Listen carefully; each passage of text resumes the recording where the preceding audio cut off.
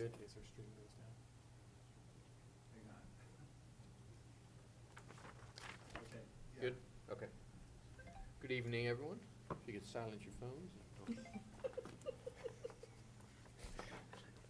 Sorry, Frank. Just joking. If we could start with a moment of silent prayer, please.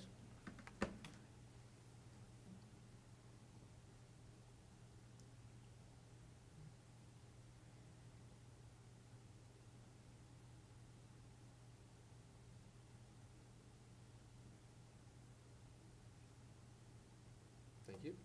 Please stand for the pledge.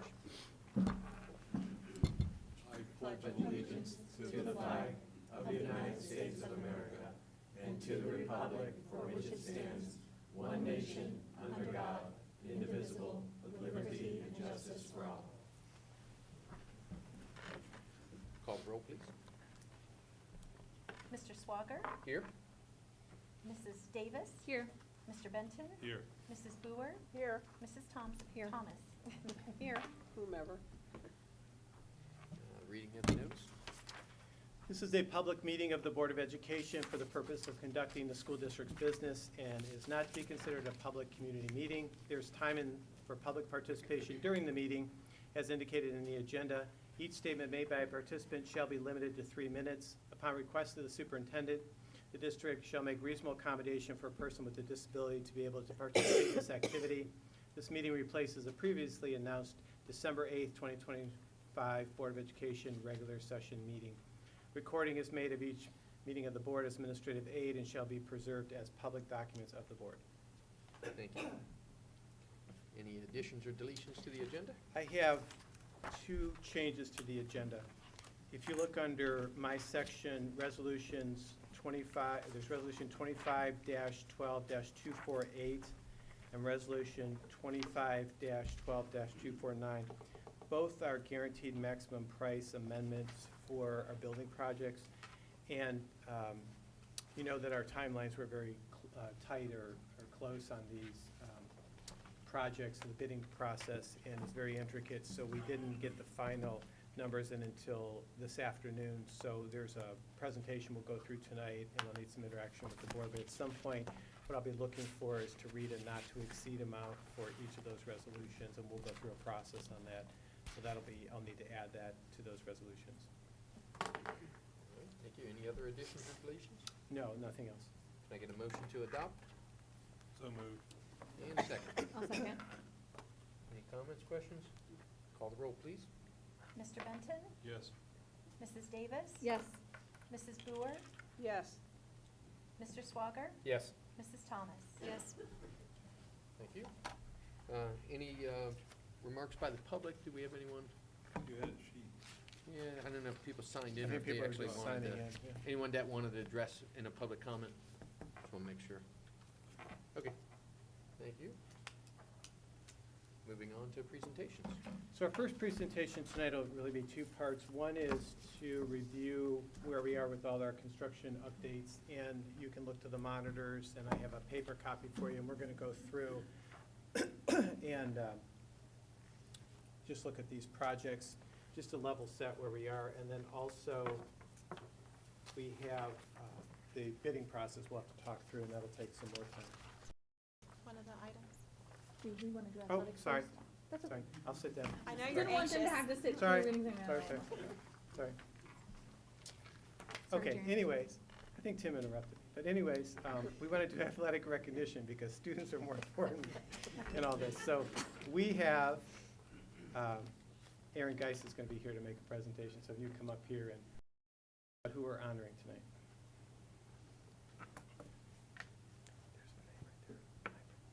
Awesome. Good evening, board. It's good to see all of you. We had a very successful fall sports season as a whole, as a school district, both at the middle school and at the high school. So here tonight, we're gonna recognize 2 of our student athletes who are state qualifiers for cross country, both boys and girls. And so they're gonna come up and talk about their season, talk about their accolades, their accomplishments. Have a few moments to share those items with you. Okay, and this is Cam Beverick and Ella Hebel. I want to thank you guys for recognizing Cameron and me tonight. This season was a great one for our whole team. Everybody worked hard, pushed each other at practice, and kept improving as the season went on. We supported each other at all the meets and celebrated each other's successes, which made it a really fun and positive season, so it helped me grow as a runner. I was honestly really surprised, but I was super excited when I made it to the state meet.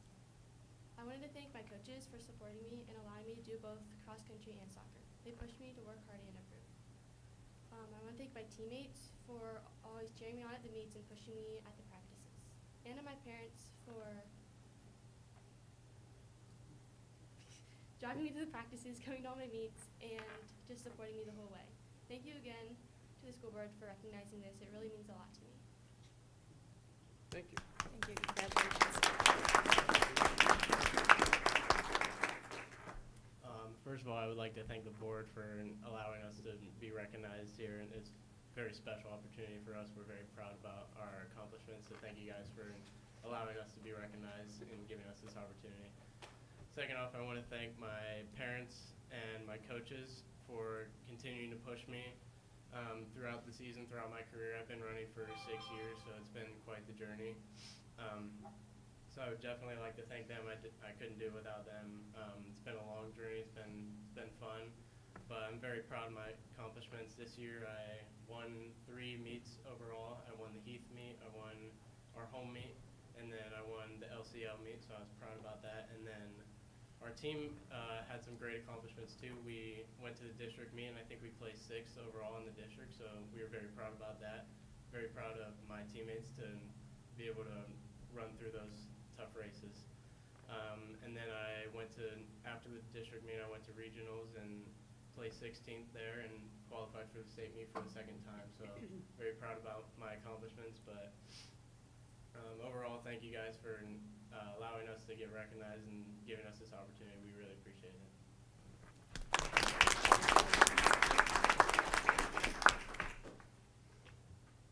I'll read this little piece. Good evening, members of our board, administrators, and community. Thank you for taking the time to recognize 2 of our cross-country athletes who qualified for and competed at the state cross-country meet. It's an accomplishment that represents the very highest level of an achievement in our sport. Cross-country is not glamorous. It's early mornings, long miles, tough weather, and a lot of quiet discipline when no one is watching. To reach the state meet requires not only talent, but consistency, resilience, and a willingness to push through discomfort day after day. These 2 athletes have done exactly that. They represent our school with humility, work ethic, and determination, and they set the standard for what it means to be student athletes. We are incredibly proud of them and grateful for the way they represent our program and our school. Coaching them is a joy. They both possess the skills and mindset it takes to be successful in their athletic realm and in life. Please join me in congratulating Cameron and Ella on an outstanding season and this well-deserved achievement. Coach Dyer and Coach Durr.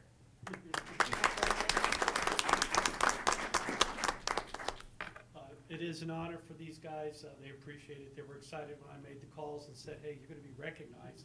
Did I hear you right? And it's hard to get to the state meet, and takes a lot of work, a lot of effort. The miles from the nice days to this cold, windy days. I got to say we're all proud of them. And we look forward to more. Cameron's going to move on. Ella's a freshman. She accomplished some really big things. That record that was set in the school record by Cameron will last for a while, but we're hoping that gets broken, just not too soon. Thank you.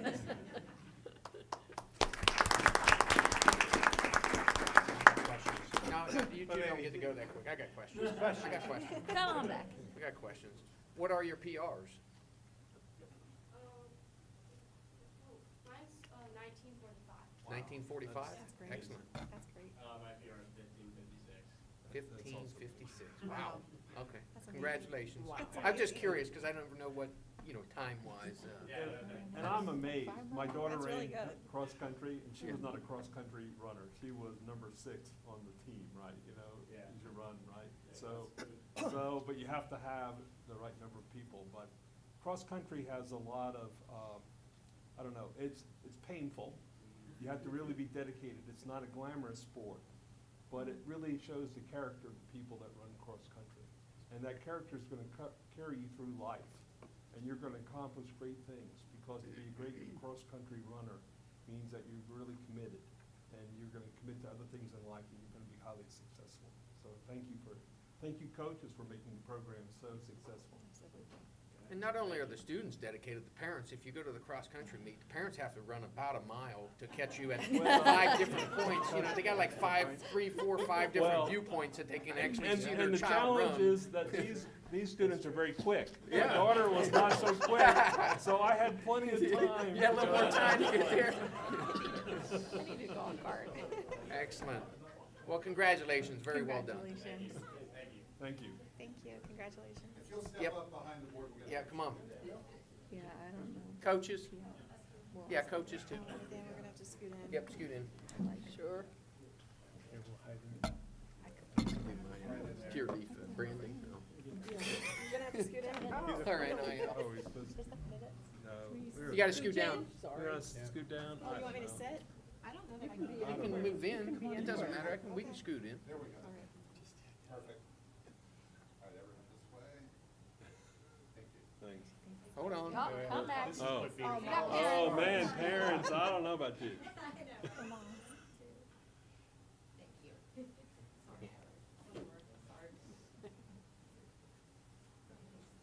Excellent. Thanks, everybody. Well done. Thank you. Congratulations. Those are amazing times sometimes. Yeah.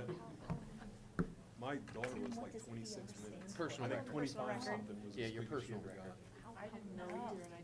got. Oh, it's a huge distance. I used to. Hey, Amanda's asking me what's the distance that you run? Can you tell us what the distance is? 3.1 miles. He's running a 5-minute mile. Yeah. Yes. What? It's a 5-minute mile. That's amazing. I'm telling you that it is amazing, all right? I'll watch for you, You running. can just stop to run up to in front of my Kroger's house for up something there, and come 37, back, right? I'll watch for you. I'll look quick. Yeah, well done. All right, well, thanks again. Now moving on to less, well, no, I won't say less exciting. This construction stuff is pretty exciting. The students are more important, but, Yes. yeah, that's right. Okay, so sorry I jumped ahead there. So what we want to do tonight is, we want to go through our construction projects and just kind of level set where we are with all those projects. And then we want to talk about our guaranteed maximum price amendments, and those are those 2 resolutions I mentioned. I have Jeremy Johnson here from Robertson Construction, so he will be helping at some point. You have a PowerPoint in front of you, and then also it's on the screen as well, too, so. The first slide on there is just showing the West Campus. So this is what we refer to as where the baseball and softball areas are. So you get some ideas about where how the concession stand looks, how it's been placed there.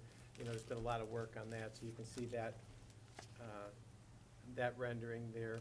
And if you go to the next slide, it's more of a surface look on it, and you can see that, where restrooms have access. And as a reminder, this would be accessible to the baseball. There's a walkway to the softball, and then also it can be accessible on the other side for the band. So, it'll be the band concessions on that side as well too, so a dual purpose. Okay, and if we have really big events, you can use all sides of the building if you needed to. So again, just going through this quickly as a level set. Let me know if there's any questions. The next slide on our deck here is the baseball sub-drainage, and as a reminder, that project is done, and all of the outfield drainage has been completed, and some of the infield around the lines there, around the edge lines. We did not go into the infield, though, because we didn't want to disrupt that. There wouldn't be time. So that part of the project is done. There'll be more that you'll see later on that comes up as a discussion about where the baseball project is, but that part of it is done at this point. If you go to the next slide, you can see some aspects of the larger project. So this is having a dugout wall, moving that back, and then we have part of the base bid, a new visitors dugout, which is in a very poor state of repair, and then potentially a new home dugout. So that is an alternate based on where we were with pricing and all too. Let me know if there's any questions, because again, just go through some of this quickly.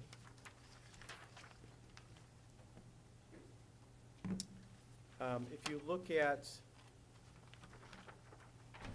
this is a look from the concession stands down, the new concession stand down topically on our site there. And you can see where it would be placed, the new concessions, and then there is actually a walkway. It's light brown for part of it because it'll be a decking material. Then it goes to an asphalt, and then goes all the way to softball. So now there'll be a walkway for softball to come in and use the restrooms as well as have access to the concessions. And then also, obviously, for baseball, and then you can see the accessible side there, the gate that's been organized, and the walkway. So if you're coming in from the visitor side of the stadium, how that area would be serviced and used. On the brown area there, which is the walkway again, there's there's a big bump out there you can see. As we were working on that, we thought that would be a nice opportunity. There was some ideas there about bringing that area out so there could be an observation area. You could actually have a good area for to observe the baseball. Also, it's ADA compliant, so if someone had some challenges walking and they couldn't get down, or they couldn't ambulate down to the baseball, they could be observing from that upper deck there. Any questions? Okay, moving to the North Campus. This is a rendering of the concession stand there. I know you've seen this before. Again, just wanted to level set with this. The rendering with the concession there is very similar sized building as what you would see on the North Campus for the baseball, softball, and the band. So that's one look at it. There's the look, the next page is the look from the stadium side, so you can see there's some bleachers there. This facility can be expanded if we grow over time, and even concessions, or I'm sorry, the bleachers can be added on too if we needed to. If you go to the next slide, you'll see this is an overview of what the North Campus would look like. So in the large green area, the lime green there, you'll see that is the new turf field that will go in. Tonight when we talk, there's the base bid, which is the soccer size regulation turf, but then we also have an alternate that would extend the length of the turf field, and that would allow for football to play down there, and also it could be softball, baseball, and off season. But it's really more for if we can expand football and keep our football program down there. Other parts that you can see, if you go to just the right of the turf field, you can see the concession stand, which looks kind of small there. You also see some parking that we've added in that area, and it's in between the softball and baseball. So we'll talk about some parts of that because there's some aspects that are part of the base bid and some that are alternates. Any questions about? If you look at the next slide, and it shows you what the turf field could look like. This is the shorter field. We would extend it if the alternate is approved. The logo was just one dropped on there. That's one of our logos from the brand locker. We could drop other ones on there, but that was just something to show what it looks like, and you get an idea about how the fencing looks, the concession stands, and some gates and all. As a reminder, we do not have in either the base or the alternate any permanent lighting in this, although it'll be wired and prepared for that, so we'll make sure we have all the electrical. That part of the project is very costly. It depends on when we're working on that, the cost, but somewhere in the range of about $750,000. So the idea would be to get that ready for future use. Possibly there's some sponsorship or some other monies that would come in. In the meantime, if we wanted to use that in the evening hours, we could look at renting portable lights, and that would make it sufficient. If you go to the next slide, any questions about that? Sorry, I'm going through this quick, but just to review. Okay. Next slide is now you're looking at the back of this building, actually. And as a reminder, we have a more rectangular room that's for baseball and softball, indoor batting primarily, could be some golf eventually. And then the other room that we have is more square in shape, and that's for wrestling and cheerleading. So we would have dedicated spaces now for all those sports. And that part of the project is coming together nicely. If you notice a little smell in this room here, it's because some of the paint they used is etching, and it is able to cover up some of the existing that you'll see in like if there's rust smell too, it's more of an etching-based paint, so you can smell it a little bit. But those two parts of the project are coming along nicely, and it's very impressive to see. We only gave you one slide on this, but there's restrooms that we had to rebuild in there because they hadn't been in service for many years. One of the restrooms now is ADA compliant, so it would be accessible for both sides of the building back there for all the sports.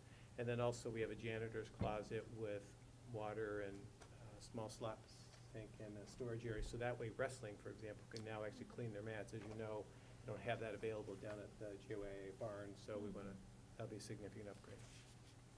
That, if you ever get a minute, and even after the meeting, if you want to see it, that, it's pretty impressive when you go back there. It's really, Like to see it tonight. it changes almost like daily. The next slide is the multipurpose building, and, you know, we have the sign up front, and it would actually go just right next to this building here. We'll talk about that a little bit tonight. That model is fairly matured, but we do have some discussions that need to occur regarding base bid and alternates. Primarily, if we want to add cupolas on there, we have a design for that. There's also gables or reverse gables that can go on the building, so we have some modeling of that and some costs we want to talk about. But that building, or this part of the project for the multipurpose and professional development is really coming together. We'll go through that. And then the last one is just a reminder about the high school addition. Everything's going well there. We're closing up that project. And really, there's not a whole lot to report there because that one opened on time in August for the new school year, and we're using that, including that's where one of our new C-Tech programs is housed, especially the first step that we had in biomedical with the certified nursing assistant program. So, and that one we don't really talk about there. That we're just finishing up all the building on that, and then there'll be a little bit of extra monies that we'll have that we can look at repurposing if we need to into other projects. So. And that's just an overview. Are there any questions about? Okay. Summary for the bids, no? Yes. Okay. So next we want to talk about guaranteed maximum prices, and there is a handout. I think Mr. Johnson has that. This one won't translate to broadcasting so well, so you have to work off a paper copy because there's so much. I got one for you. I didn't get one of the first ones. So there's two parts of this that we want to talk about, and this gets to the resolutions that I said might need to be changed tonight.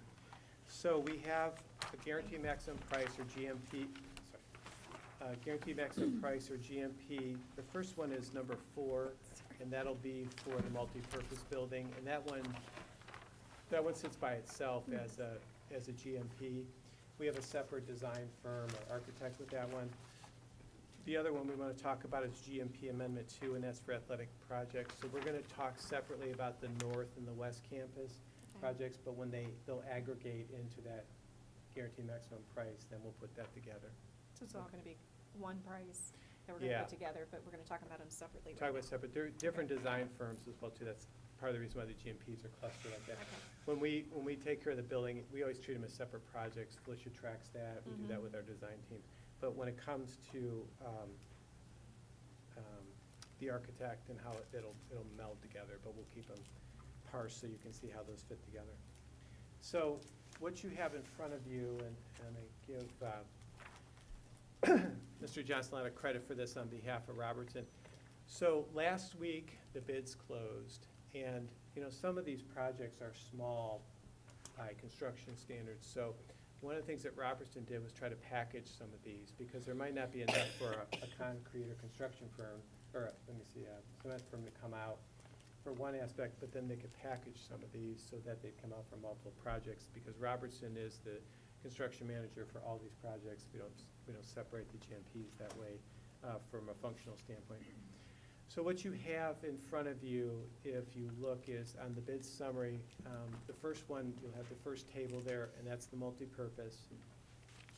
And primarily, we should focus on the center column and then the one to the right. The center column will be the base bid, and then what we believe are alternates that are of interest to the board that have gone, as we've gone through our work sessions and our other board meetings. Those are all things that have worked through the process. And then on the right column there, we have just some alternates that we think that the board may want to advance. All this is up for discussion. We just kind of put them in place there to have some discussion there, so we'll go through it. If you look at the top line there, which says high level, so you can see the amount at the most expensive that this would be is just the 4.5 million and almost 4.6 million. One of the things that's represented here is this is the most, this is the highest watermark it would be. There's some economies that will come in. There could be some savings that'll come in for some different aspects of this bidding process and the work.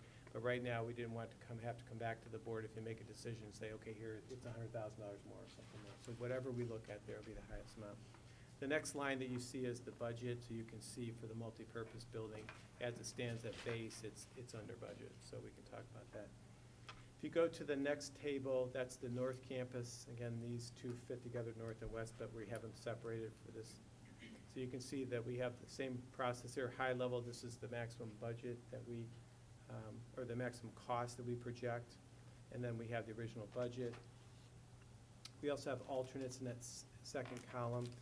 On this one, especially because of work sessions and how much time we've done through committee work, and this all comes together today, but this is obviously hours and hours of work and meetings and processing this. We included in the base bid the shock pad system. We used our same turf consultant that the district's used for years, and he recommends that shock pad because it's really good money for the future. It'll actually extend the life of the turf. So we put that in because we heard that from the board. That can be removed if we need to, but we put that in. The other thing that we put in as we changed it from the base to include it, is what was an alternate about extending the field.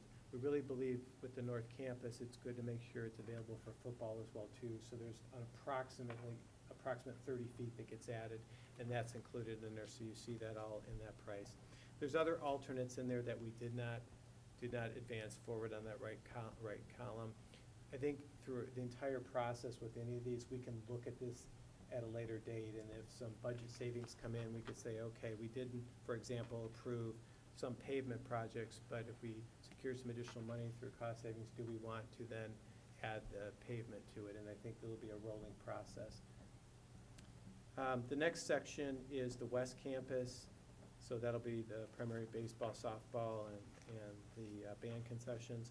Same process there. You have the highest level, so you can see if we did everything, what the possible cost would be. It should never be more than that. And then what the budget is there. And then you can see the alternates. The two alternates that we thought would be a priority from all of our work would be the home dugout and also the bump out that we talked about, which is the observation area. Again, that's more of also an ADA aspect, so people would. We didn't put some other things in there as part of the recommendation from our conversations, but those can be added or subtracted if we needed to. If you turn the page over, all three projects are aggregated on this page. So everything is in their same column, so you have your center about what's recommended and what the alternates are, and then what we believe the priorities are from board conversations. Again, any of this can be modified, but if you wanted to see everything baked in, because we have cost centers who are managing this, and we also do it from the guaranteed maximum price, but at the end of the day, sometimes people want to know, how does this fit in with the overall budget and our capital planning? So I will stop there, and then we can go piece by piece, but are there questions about anything process-wise? Can you remind me at the West Campus what the resident flooring was? I don't remember us talking about that. Yeah, it's basically what you'll have in the base bid is just a sealed concrete, Okay. which you see most of the time. The residence floor is more of an epoxy Okay. finish. It can be a little more cleanable, but I would say 90% of the places you would go in Bar League and in Central Ohio Sure. is sealed. Yeah, I just didn't remember that one specifically. Is it a smooth finish on the concrete, like a semi-smooth? Polished finish. Is that what they It'll use? just be a trowel finish with then a sealer on it, just like you have in your standard It basement. needs to be broomable, that's why I asked. don't A lot of make times it they put rough. that, they Yes, don't make it it won't rough. be rough. Okay, Okay. so you can't keep those No, clean. you could mop it, you could sweep it. Okay.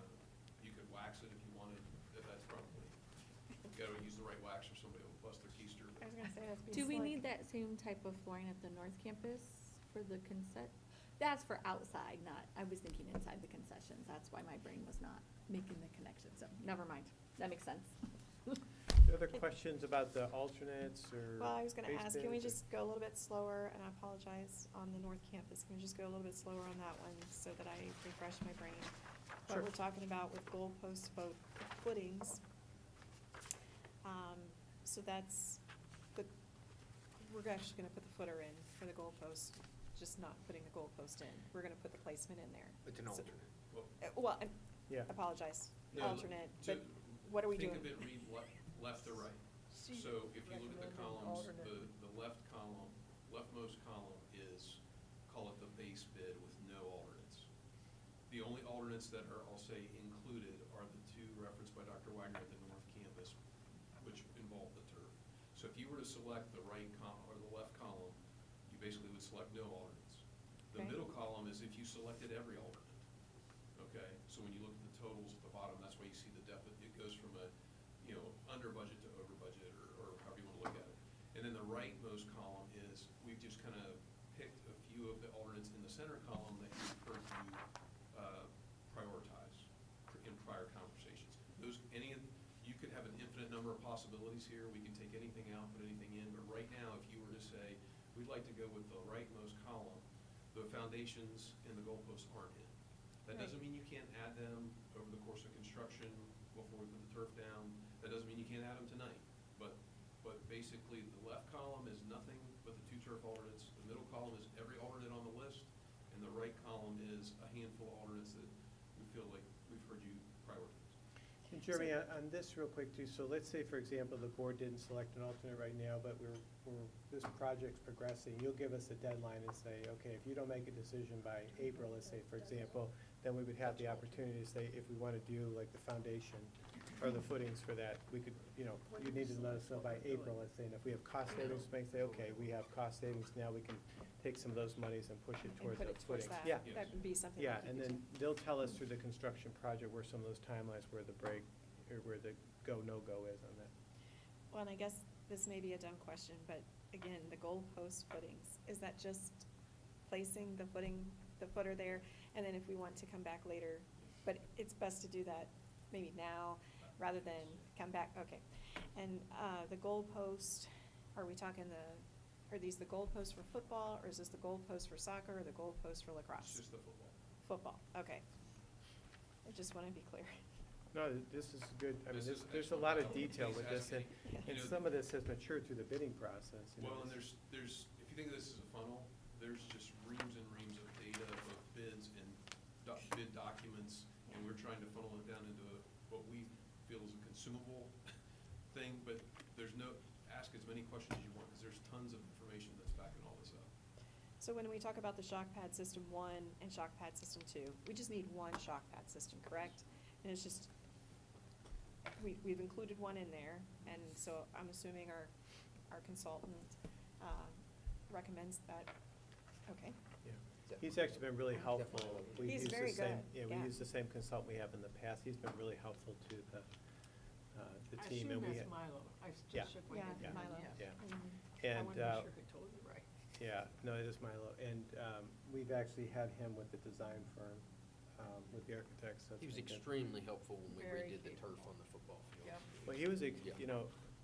for me, I hadn't worked with him much except for the maintenance aspect, but when we saw the failure of we were talking about the fading red Mhm. turf, he was the one that came forward and said, I think there's a warranty deal there. Couldn't So have been we ended better. up working, Derek Busenberg and I worked, and he said, I think we can get this replaced at no cost to the district because of the failed product and warranty, and he helped deliver that as well. I mean, it helped shepherd that entire process. Very, very good work there. Well, I have a global concern, right, on the projects. Ruth Ann's looking at me like I'm crazy. We're on But, finance. Go ahead. But, because I I'm said, worried "We're about on money, finance." right? You know, Yes. money, right? Ruth Ann's worried about money too, right? So I we're know. on the finance committee.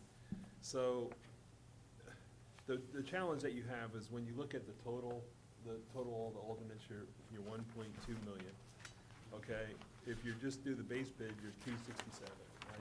So we know that we have extra money that's left over on some of the other capital projects, okay? I don't know exactly what that amount is, but I know we do have a few $100,000 or several $100,000 left over from other capital projects that we've allocated money to. So it doesn't concern me that we're 267,000 over. It does concern me if we go to $1.2 million over, because I'm not sure if we have that money or not, right? Well, that's what I was just gonna ask the treasurer. So Could that's you give us a update of where we are at on those capital projects and what left, you know what I mean? What monies are coming back on those projects, so we have a. And then zone that where would be we're- helpful, right? Because, I think we're somewhere in between.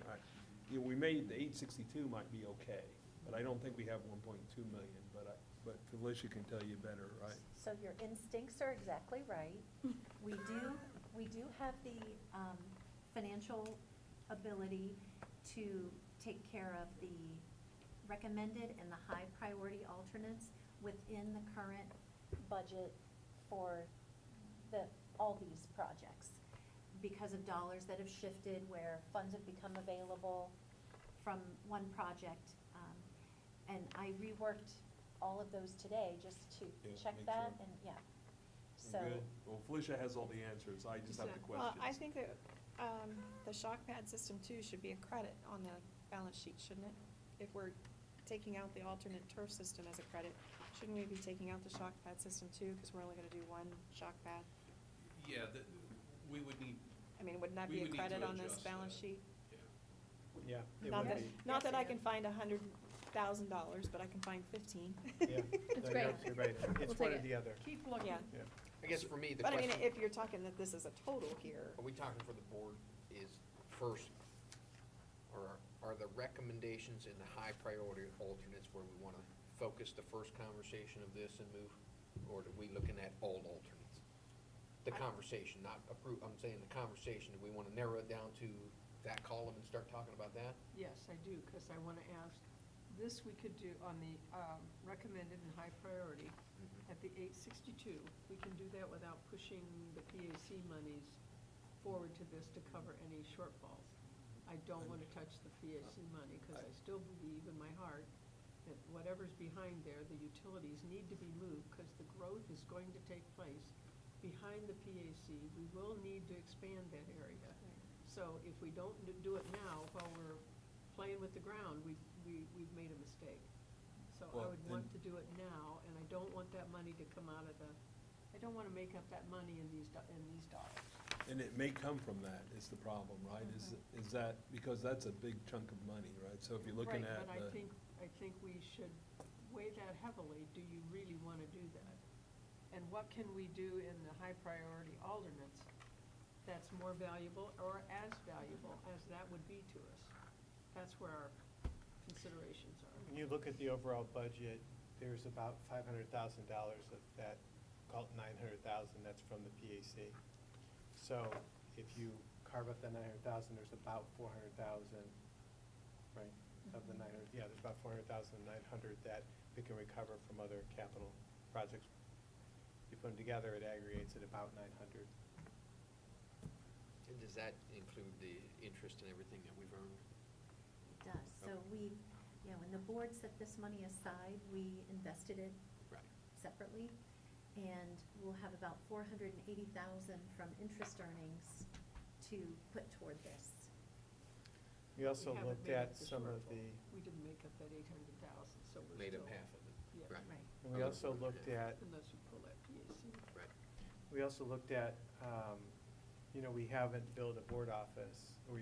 And so we have design fees that we're recapturing, and that's some of those monies as well too, because originally we were building a separate board office. Instead, we bought this building, we did some little changes there. We also haven't put Yeah, we're gonna take that. a lot of money Pick up into on the this. PAC.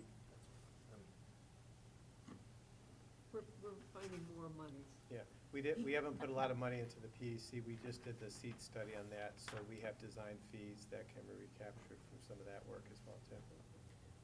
So the other issue here is, this is guaranteed maximum price, right? So there's probably some additional cost savings along the way, do you think, Jeremy?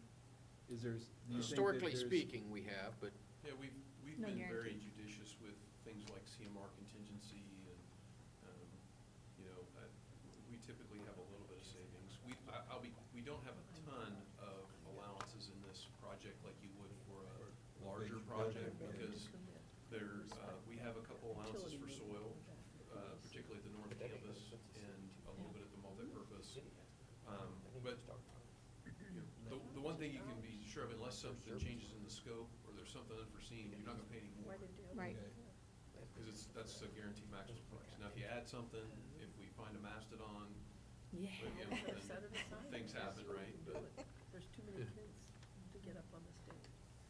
Okay, we had another potential cost savings. We're looking at the cupolas. We love them, but we think those could be added later, or some time. We don't know the cost of each cupola. How important are those to us? As somebody who likes design, they're very important, but I don't know how important they are relative to something else. So I'm just putting the conversation starter in there. Yeah, so. I don't want to give up anything. What I would say is, what we would want to do, there's a small portion of that number that is structural roof Right. framing that goes underneath to support the cupola. Right. I think that would be something you would put in now. Yes, And then yes. I'll be candid, they make cupolas every day that they just bring in and set on top. Set on top, Like yes. a weather vane. I It's knew not about really those. Now, what I will say is, these cupolas have, the structural frame, and they have some lights in them. So we might want to prep for, so that at night, if you ever Electrical. put it on, you could shine a light up in there, and you're not going back through the roof. But that's a very pragmatic approach if you I want to think we look prep at it. that. I think Well, we do how prep about it. the city? Would the city approve building without the cupolas, or do we have to go back to the Does that city for? make a So the city, we showed the 4 renderings, and they They went, like the Mercedes, I know they did. they went to the gables and the cupolas. We asked them for a backup plan on that, and Byron Manchester, our lead architect, looked at some options, and we would still have the 3 cupolas. He has them there. He even has a rendering where he could have 2 smaller ones, the front and the back, and leave the middle one a little larger. So there's options there for us, but they did like the backup as cupolas with no gables. So we probably need to go back to the city and talk to them about it. Now, we did explain about the financials then. Well, I don't think it's their decision in the sense that they've already said that's their preference. It's my preference too. But I don't want to see the kids that want to be on the stage at the PAC, that we cannot put that many children on this, or students on the stage anymore either. So there's a fire code, there are a lot of things we need to think about. So I think we should think about putting that money aside. If it's desperately needed and we don't want to give up any other alternate, fine. But if not, let's try to push for the things that we know have a shelf life. So I think that's one of them. The cupolas are something we can manage. Now, maybe you can find something else on here. I'm still looking at some other things. I know we're trying to find money, but my thought about the goalpost footings is that could be something where that's the cost now, but should we have to do it later and have to, right? Like if if it's already torn up and you can put stuff in, that could be the price now. But if we were to wanna do it later and we have to tear stuff, does that mean there's not access to the field for a while? We're tearing it up, so my concern is like, I like the idea of prepping things now, like you said, of like, Yeah. we may not put it in now, but do we prep for now?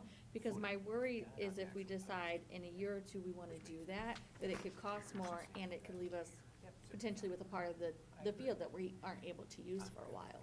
Well, and they And would if be it's already going over torn the up, it's already turf. torn up. They would be taking heavy equipment over the turf in that one Right, area. we're already, Yeah, and then because I of hate how to it's have to laid tear it out. up after we've already made it beautiful. And they have you to be know. on our side, because that other side isn't ours. Yeah, and so my thought is it is a smaller cost now, but I think later it could potentially be much higher, leave us with tearing up the really nice field that we've already made, so, I mean, obviously open to what everyone else thinks, but I think that that's one that we could really look back and go, we should have done it when we already had things torn apart. Yeah, I think those are wise comments. If you can find the right pathway for what you Yeah. want to do budget-wise, I think it would be wise to at least put the foundation.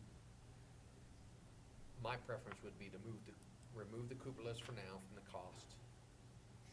Move the goalpost footing, that's 7441 over to do it, because as you said, that brings us right around 700, which is coverable, and that still leaves money for the PAC, and then hopefully in the GMP and everything else, and the interest that we'll earn in the meantime would be enough to keep that PAC dollar set aside at the end of this. I think we'd be real close, and we can honor all of that. I don't know if anyone else got any additional thoughts, because that brings that number to about 700 instead of the 862. Now, what were you were taking out the cupolas? Yeah, and adding in that 7,440 for the field, it's just the footers. Oh, I thought you were saying take that out too, that's what, No. okay. No. I Add think- that I in, think because you it's add not that in that. I think you added it. Add that in because you only got one chance to do that underground stuff. That's right, Add that in, it brings it to around 700, and then yeah. I don't think you can add any that leaves about 200 in the PAC, plus I with know. the savings, the 100 that was there, 300. Yeah. And then if you get savings, you're gonna be real close to the Then you're gonna take that 500. 15,000 out because that's a Well, we're not even in duplicate. that item column, though. I'm only adding the third column. Oh, I'm going down this one, on the back. I'm just saying, we're just doing the third column, which it wasn't over here. No. I think we're doing all just in the third column. Yes, I'm just Is that picking, where you're yeah, at? and I'm picking Yeah, up one that's- more on the front side. Yeah, So we're doing the But third that column, isn't removing listed in there. cupolas, but I'd like to pick up the. It's only adding straight down. I'd like to pick up the home dugout. There's nothing wrong with that building. Now, if you're looking at aesthetics, I guess. That's, when it's. I see what you're wall saying. behind it. I see what Yeah. you're saying. Thanks, Well, Mike. I'm looking at the wrong column. What'd you say? It's just when that knee wall of the building's gonna tie into it. The thing that would be very helpful for me to understand You That's think we what the can? plan is. is, No, but can it be the old? Can it tie in? Alan's got a question. yeah, Alan's got I a didn't want to question. interrupt them. But the thing that would be very helpful for me to understand is, you know, we have the capital accounts, and to see a breakdown of those capital accounts and how much money is in each account, so that we would really know what we would be giving up and where we're moving money to, from where to here to fund these things.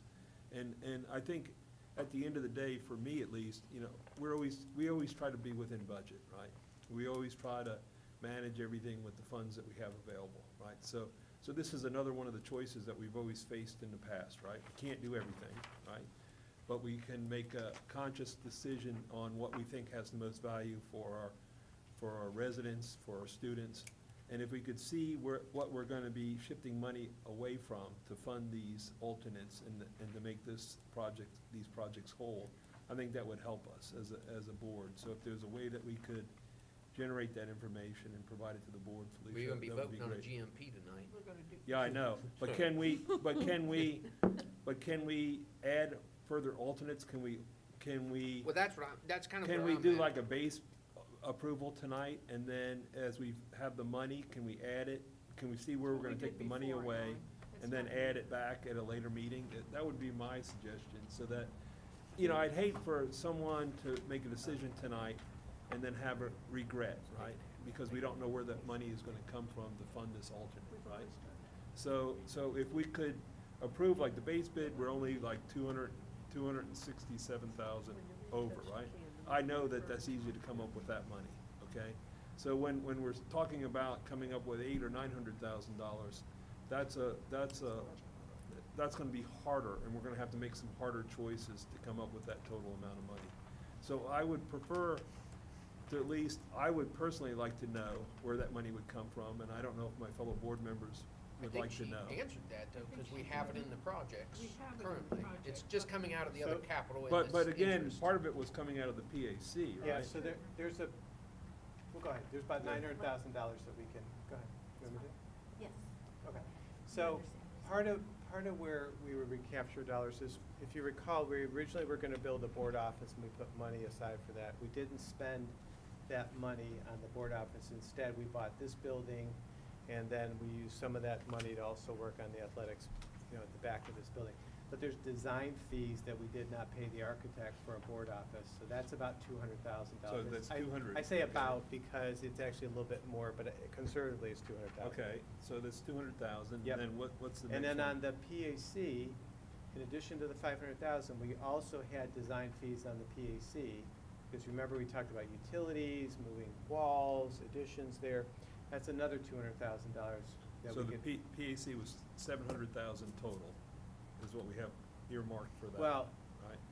there were two parts to that. Originally, and I'm doing this from the top of my head, but originally we talked about excess of around 3 million, I think it was, because we talked about trying to move the walls and all too. Then we looked at a model of what about advanced seating and how could we reorganize things there? And that was around 500, it was a little less, but we called it about 500,000.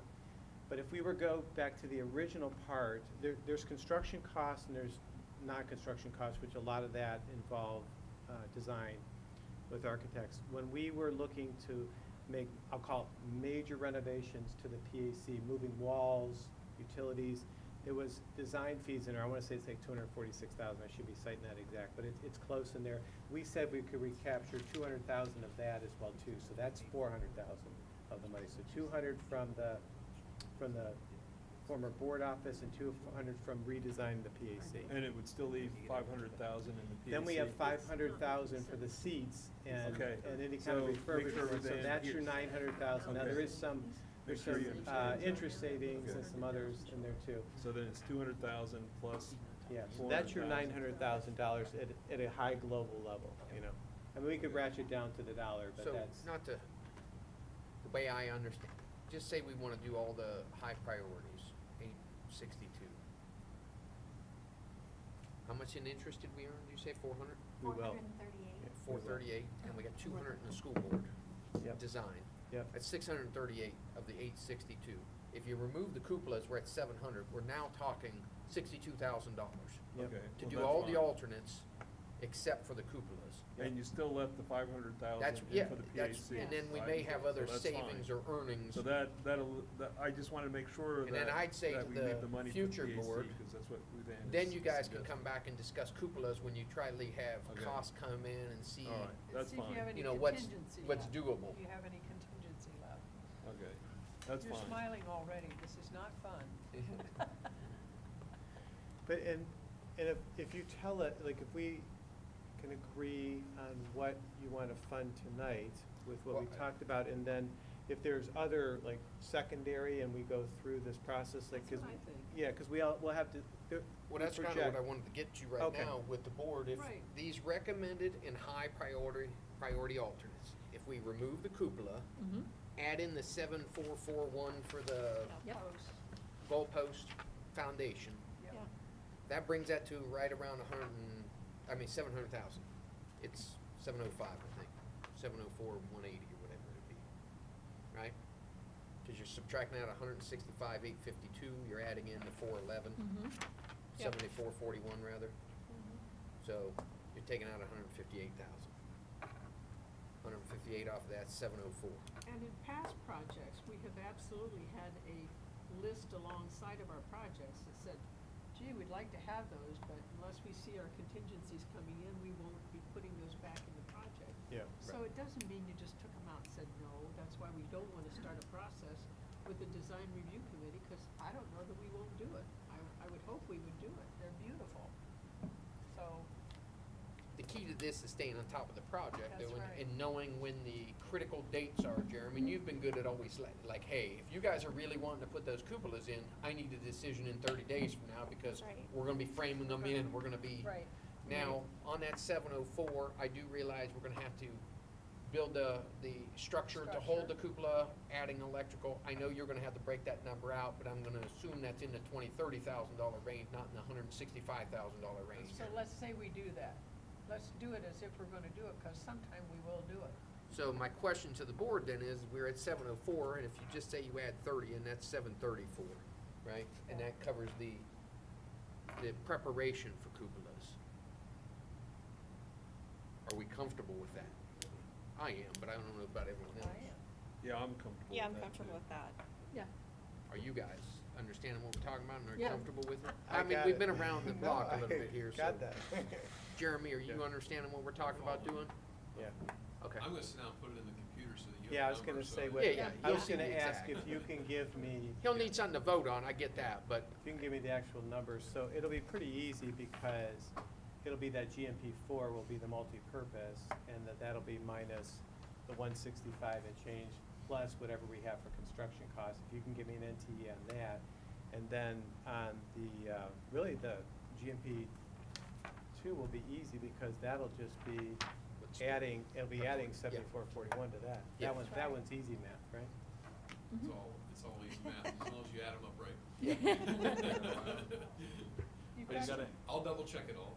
you gotta Okay. end it the right way. You got to the Jeremy, end of so the that we're meeting. under Yeah, budget. you got That's 20, 30 20 minutes. minutes to Yeah. finish it. Yeah, no worries. No worries. Nowhere else to be. We good? Yeah. Now we Okay, can very take good. Yeah. What's that? We going to executive now? Yeah, if you're okay with that. Yep. All right. Yep. If I could get a motion to go into executive session for the discussion of consideration of the appointment, employment, dismissal, discipline, promotion, demotion, or compensation of a public employee or official. So moved. Second. And before that, I'd like to invite the 2 future board members to the executive session as well. And we'll go over to the main city building? Yeah. Okay. I got a motion in a second? Yes. I can call the roll, please. Mrs. Boer, Yes. Mrs. Thomas? Yes. Mr. Swager? Yes. Mrs. Davis? Yes. Mr. Benton? Yes. And we will be in executive at 6:08.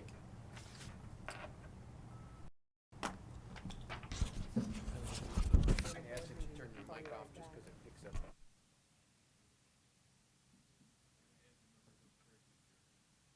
No pressure. No pressure. Make sure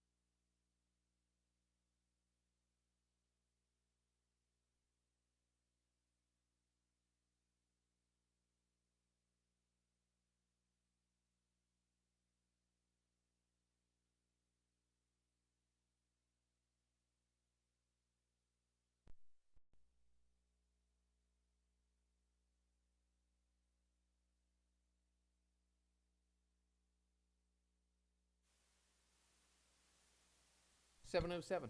Are we recording? Oh, no, we're out of executive session at 7:07. Craig, are we good? Back live? Microphone's on? All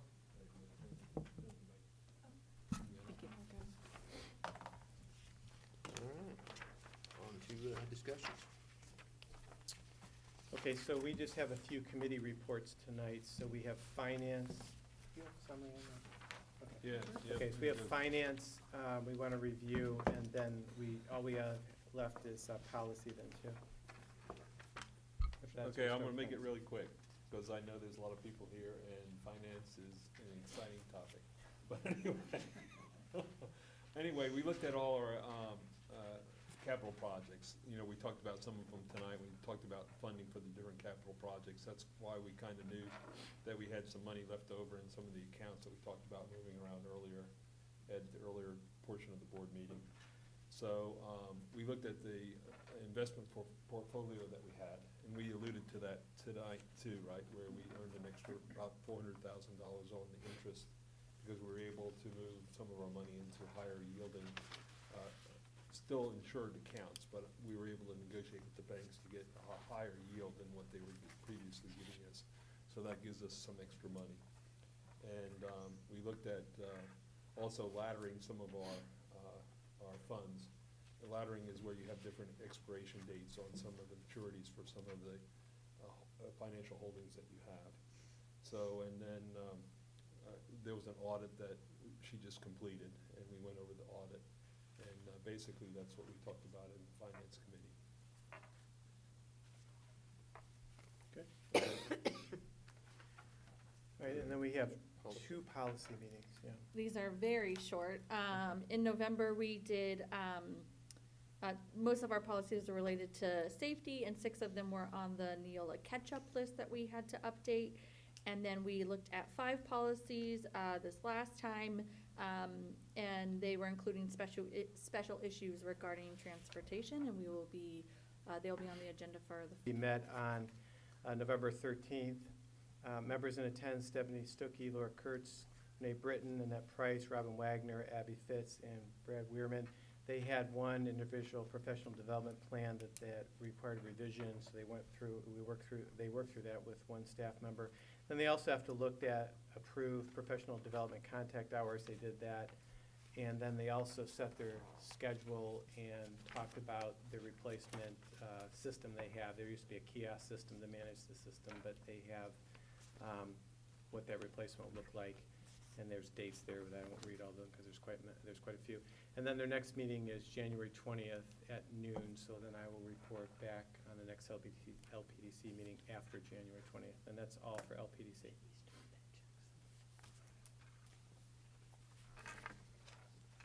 All right. Moving on to the consent agenda. Consent agenda, we have resolution 25-12-244 as approval of consent agenda. Can I get a motion? So moved. And a second. I'll second. Discussion. You want me to go through these? Please. real quick? Okay. So, these are all clustered together. We have the unpaid days for some staff. We don't give the reasons why, but that's in there. We're recommending approval there. Certified building substitute, because, we've been trying to help cover some shortages, so that position is there. Supplemental employment, you heard from Melissa Dyer earlier today. This is high school head track for her. Then we have some pupil activity employment that follows. You have 3 people there, one for 8th grade softball, middle school track, and then JV softball coach. Next, we have volunteers, so we have all the volunteers listed there, their areas of responsibility in their schools. Board meeting minutes, we have 2 of those. We have one from November 10th, and we have one from November 24th. And then we also have the financial report for the board for November, and Felicia has that attached. And that's it for consent, unless there's questions. Any questions, comments on consent? Call the roll, please. Mr. Benton? Yes. Mrs. Davis? Yes. Mrs. Boer? Yes. Mrs. Thomas? Yes. Mr. Swager? Yes. On to treasurer. Yes. Sorry, my computer's taking a minute to save. I can move forward.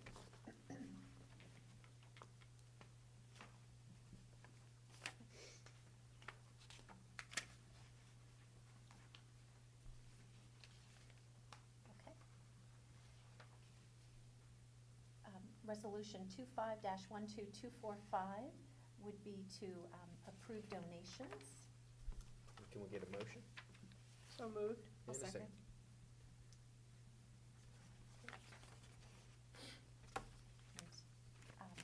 We have donations from the class of 1975 for our Washington DC Scholarship Fund in the amount of $1,200. From the trust of Daniel R. Dunn, $10,000. And from fundraising spearheaded by Amanda Nicely, $1,955.74. That represents the community effort to cover unpaid lunch and breakfast fees balances. Questions, comments? Just a very big thank you to all these people who work so hard to add monies for the lunches, et cetera, and the donation for the Washington DC trip and other monetary donations. So we don't take that lightly. Thank you. Yes, certainly. Any other questions, comments? Call the roll. Mrs. Boer? Yes. Mrs. Thomas? Yes. Mr. Swager? Yes. Mrs. Davis? Yes. Mr. Benton? Yes. The second item on the treasurer's recommendations is Resolution 25-12-246 to approve the federal grant budgets. Can I get a motion? I'll motion. And a second. A second. Any questions, comments on this? Well, just for clarification, I'll say, as part of our submission of entitlement grants, we submit budgets, and they've just added a new assurance that the board approved these. The use of the monies don't reflect any changes from recent past practice. Good. Thank you. Any questions? Call the roll. Mrs. Thomas? Yes. Mrs. Davis? Yes. Mr. Swager? Yes. Mr. Benton? Yes. Mrs. Boer? Yes. Back to you. Resolution 25-12-247 is volunteer, and that's Amanda Davis, and her information is listed there. Can I get a motion? I'll motion. And a second. Second. Somebody? Call the roll. Don't vote for yourself. Are we gonna have a discussion about this? Oh, Yeah. you wanna Well, discuss know, this? Yeah, I would like to have a Suppose we could. discussion, you Thank know. you. Does she have a background check? Yeah, Well, I she's wouldn't the- be on the agenda if I She's the were. policy chairman, so Yeah. I think that makes it questionable, Right. right? All righty. Call the roll, please. Mrs. Thomas? Yes. Mrs. Boer? Yes. Mr. Benton? Yes. Mrs. Davis? Abstain. And Mr. Swager? Yes. Resolution 25-12-248 is approval of guaranteed maximum price amendment number 4 with Robertson Construction. I'll remind the board that this is one of two resolutions I want to amend, so I'm going to amend number 4, as we talked about at the beginning of the meeting, you accepted. So GMP amendment number 4 to the agreement with Robertson for the project, and as a reminder, this is the multipurpose project, is approved in an amount not to exceed $4,858,810,000, which is an increase from the previous project. So that, again, the number is 4858810. And that we will implement what the board talked about tonight, and then future board meetings will bring back other items that need to be considered. Can I get a motion? I'll make the motion. And a second. I'll second it. Discussion? Yeah, I want to be sure that we set aside the PAC money. That's in the next An account. GMP, isn't it? That's in It's the next one. Yeah. Okay. I mean, not that we can't set it aside in the first No, one, I but yeah, don't the care second which one's way, got that. yeah, just so we do. Yep. Any other questions, comments? We've talked about this a million times at this point. Call the roll, please. Mrs. Davis? Yes. Mr. Benton? Yes. Mrs. Boer? Yes. Mrs. Thomas? Yes. Mr. Swager? Yes. Resolution 25-12-249 is approval of GMP amendment number 2 with Robertson Construction. And again, this one is amended to read GMP amendment number 2 to the agreement with Robertson Construction for the project. And as a reminder, this is for the west and north campuses. The project is approved in an amount not to exceed $5,603,870 5603868. So that's 5603868, increasing the guaranteed maximum price for the project from the earlier amount. Can I get a motion? I'll make the motion. And a second. I'll second. Any discussion on this one? The only thing I'd like to, since we have a bigger audience, is all the money that's being spent tonight for these projects, these are all monies that we saved over the years. We've not asked our population, our tax base, to contribute more to fund these projects. So I just want to make sure that everybody understands that we're not asking for more money. These are all things that we've done over the years to save, actions that the board has taken over the many years to save these funds. So it's millions of dollars, so Yeah. it seems like it's impossible that you could save that kind of money. But you can, because we did it. And I should have mentioned, Mr. Schwager, that if the board approves this one like the previous resolution, we'll have the board president, superintendent, treasurer working in conjunction with other administrators, legal counsel for final negotiations on this. Yeah. Okay. Okay. Any other questions, comments? Call the roll. Mr. Benton? Yes. Mrs. Davis? Yes. Mrs. Boer? Yes. Mrs. Thomas? Yes. Mr. Swager? Yes. Resolution 25-12-250 is approval of home instruction. It's for one student, and the dates are identified there, and we don't provide any additional information because it's specific to a student. Can I get a motion? I'll motion. Second? I'll second. Questions? Call the roll. Mrs. Thomas? Yes. Mrs. Davis? Yes. Mrs. Boer? Yes. Mr. Benton? Yes. Mr. Swager? Yes. Resolution 25-12-251 is overnight field trip, Ohio Leadership Institute. And I want to talk about this when discussion's coming up. Can I get a motion? I'll make the motion. And a I'll second. second it. Did not meet some of the earlier criteria and is after the fact, which is not a good position for the board, so I do apologize. That was an oversight by some staff. Having said that, we have put some protections in place, and this trip is expected in December 26th, and the teacher responsible is now going to submit that no later than March of 2026, so we're well advanced, and then the board will have the time it needs to review these things and consistent with our policies. Mr. Shipton, as building principal, has been leading that effort, so I do apologize again and ask you to approve this. I did go through it thoroughly, but did not like this coming to you so late. Will they also come back in early next year and do their recap of it like they Yeah, I can still have the, historically yeah, I did? can still have the Okay. recap, It was yeah. always a good. We Yeah. enjoy that Yeah. recap too. Yep. Yeah, we'll still do the recap.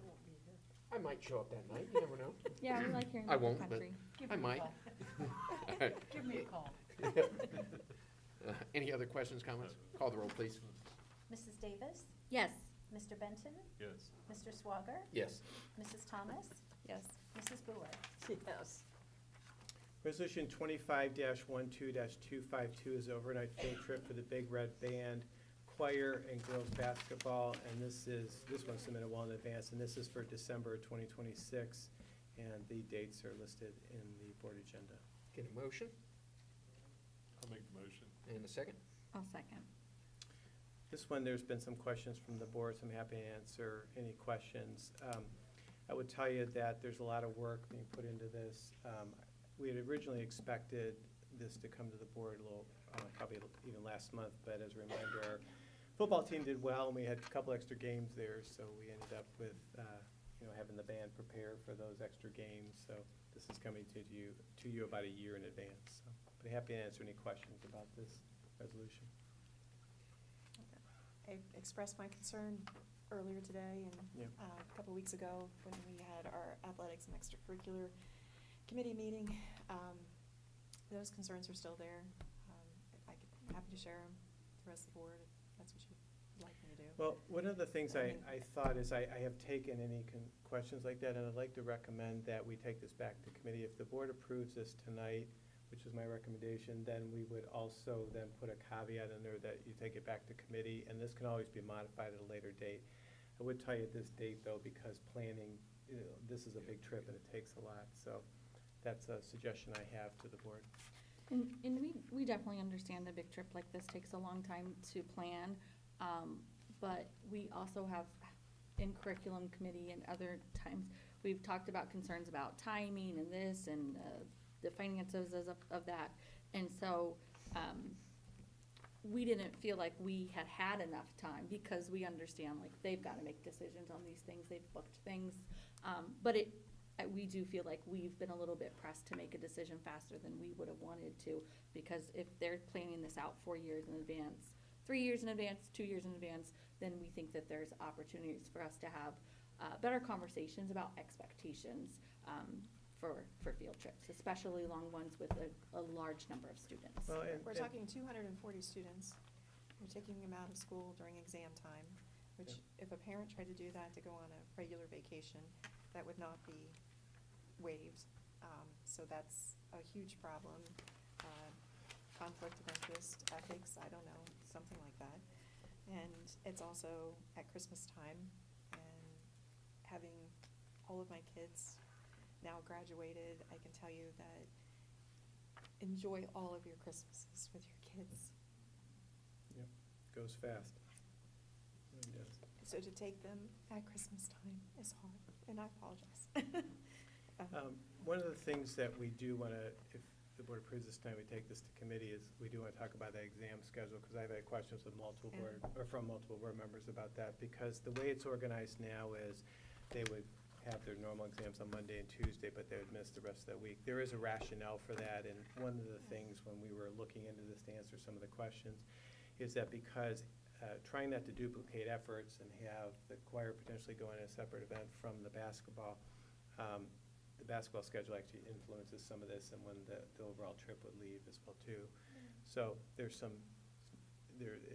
rationale for that, but I'm happy to keep digging into those issues. And work we'll through it. continue conversations in curriculum committee, but I think moving forward that we definitely have some things that we'd like to sort of make sure is communicated as people are planning field trips, that we have times that we think aren't as ideal. We understand that there are opportunities that come on certain days of the year, and we certainly wouldn't want our students to miss those.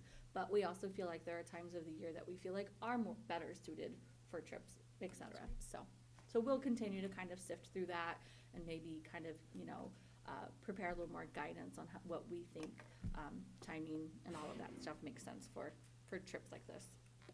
When was the last time they went? Was that 3 or 4 years ago? 2022. 2022, Yeah. so 2026 is when they're going, so it's on a 4-year. 4-year. Okay. Yeah, they Mhm. typically have followed a 4-year rotation. The reason I ask, because 8th grade gets involved in this as well, right? Right. Yes. If they're they on the did list. last time, are they Yeah. involved again? They're included, Yes. they were For included. the band. That's what I meant, for I the don't think band, for the but choir, and I Yeah. don't think for the, well, I don't. basketball wouldn't Not be. for the Right, basketball. right. No, but definitely the band, because they have 5 years they cover there, so. Mhm.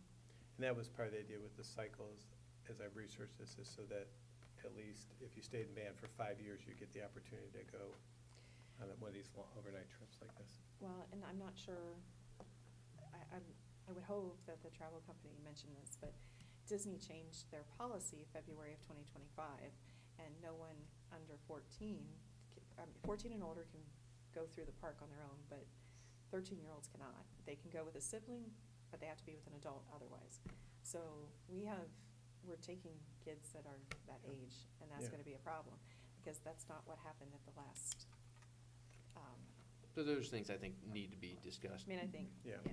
I want to decline my vote tonight on this particular subject. Not that I'm for or against it, but I really think it belongs to the new board in its entirety, because you need to look at the whole picture. We talked about that earlier. You can't just extrapolate one issue out of an issue. There are many facets, many tentacles to this issue. I think it would behoove me to let you see that, because it's gonna happen in your term. It isn't happening tomorrow. So I think you need to look at it, and you need to make that decision. So I'm not gonna vote on it tonight, but it's not because I'm for or against it, but I just see a lot of tentacles. One is what she just said, the other is, I don't know about the testing, I don't know about exams, I know how strict we've been with parents who wanted to take their kids away or cut the school days because they wanted to stay another day in Virginia Beach. So the point is, we've always had very strict rules.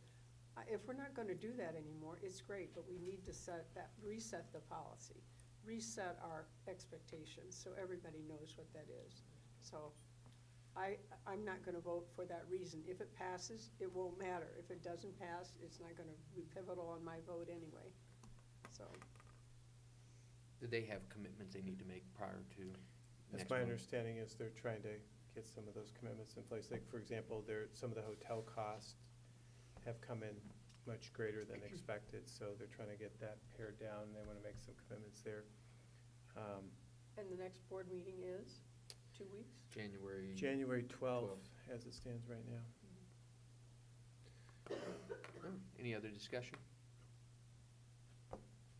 One of the things that has come up also through board questions to me has been about the financials and affordability for families. So there's some things that they're working on with their structure there.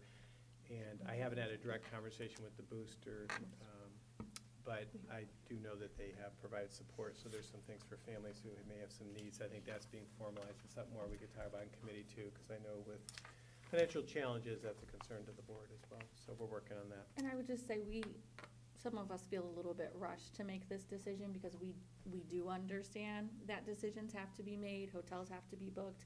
But if this has been in the works for 4 years and we're seeing it a month before decisions have to be made, I'd love to be a part of the conversation earlier.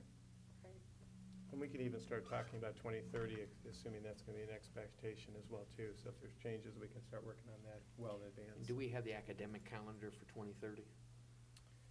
I thought we only went No, through we don't have 28. that. not No, Right. we don't have yet. that. I So have- that's where we really have got to start looking at the academic calendar Yeah. prior to the planning, because that's when the finals matter, Yeah. not to. Some of that I can project based on. Because that's my number, Yeah. I mean, that's really my only concern is that it's finals, Yeah. you know, and working around those. Absolutely. Mine And is the impact. hearing the parents' side of this too. If you have more than one child and you're going to take out this block of time over Christmas and you're going to spend this much money, I think we should, I would like to see what the total cost is for the next 3 months for these kids, because families our food banks are empty and Yes. people are cutting back, so I'd like to hear from parents on this vote. I think We this is aren't important to even, me I mean, as locally, my we're not, vote. locally, we're not even supporting restaurants here. They're leaving because people aren't eating out. They're eating at home or going to the food banks. And we also have a Wednesday night dinner going on. Foods. I think this is a lot to put on our families. It was not inexpensive to go to Florida.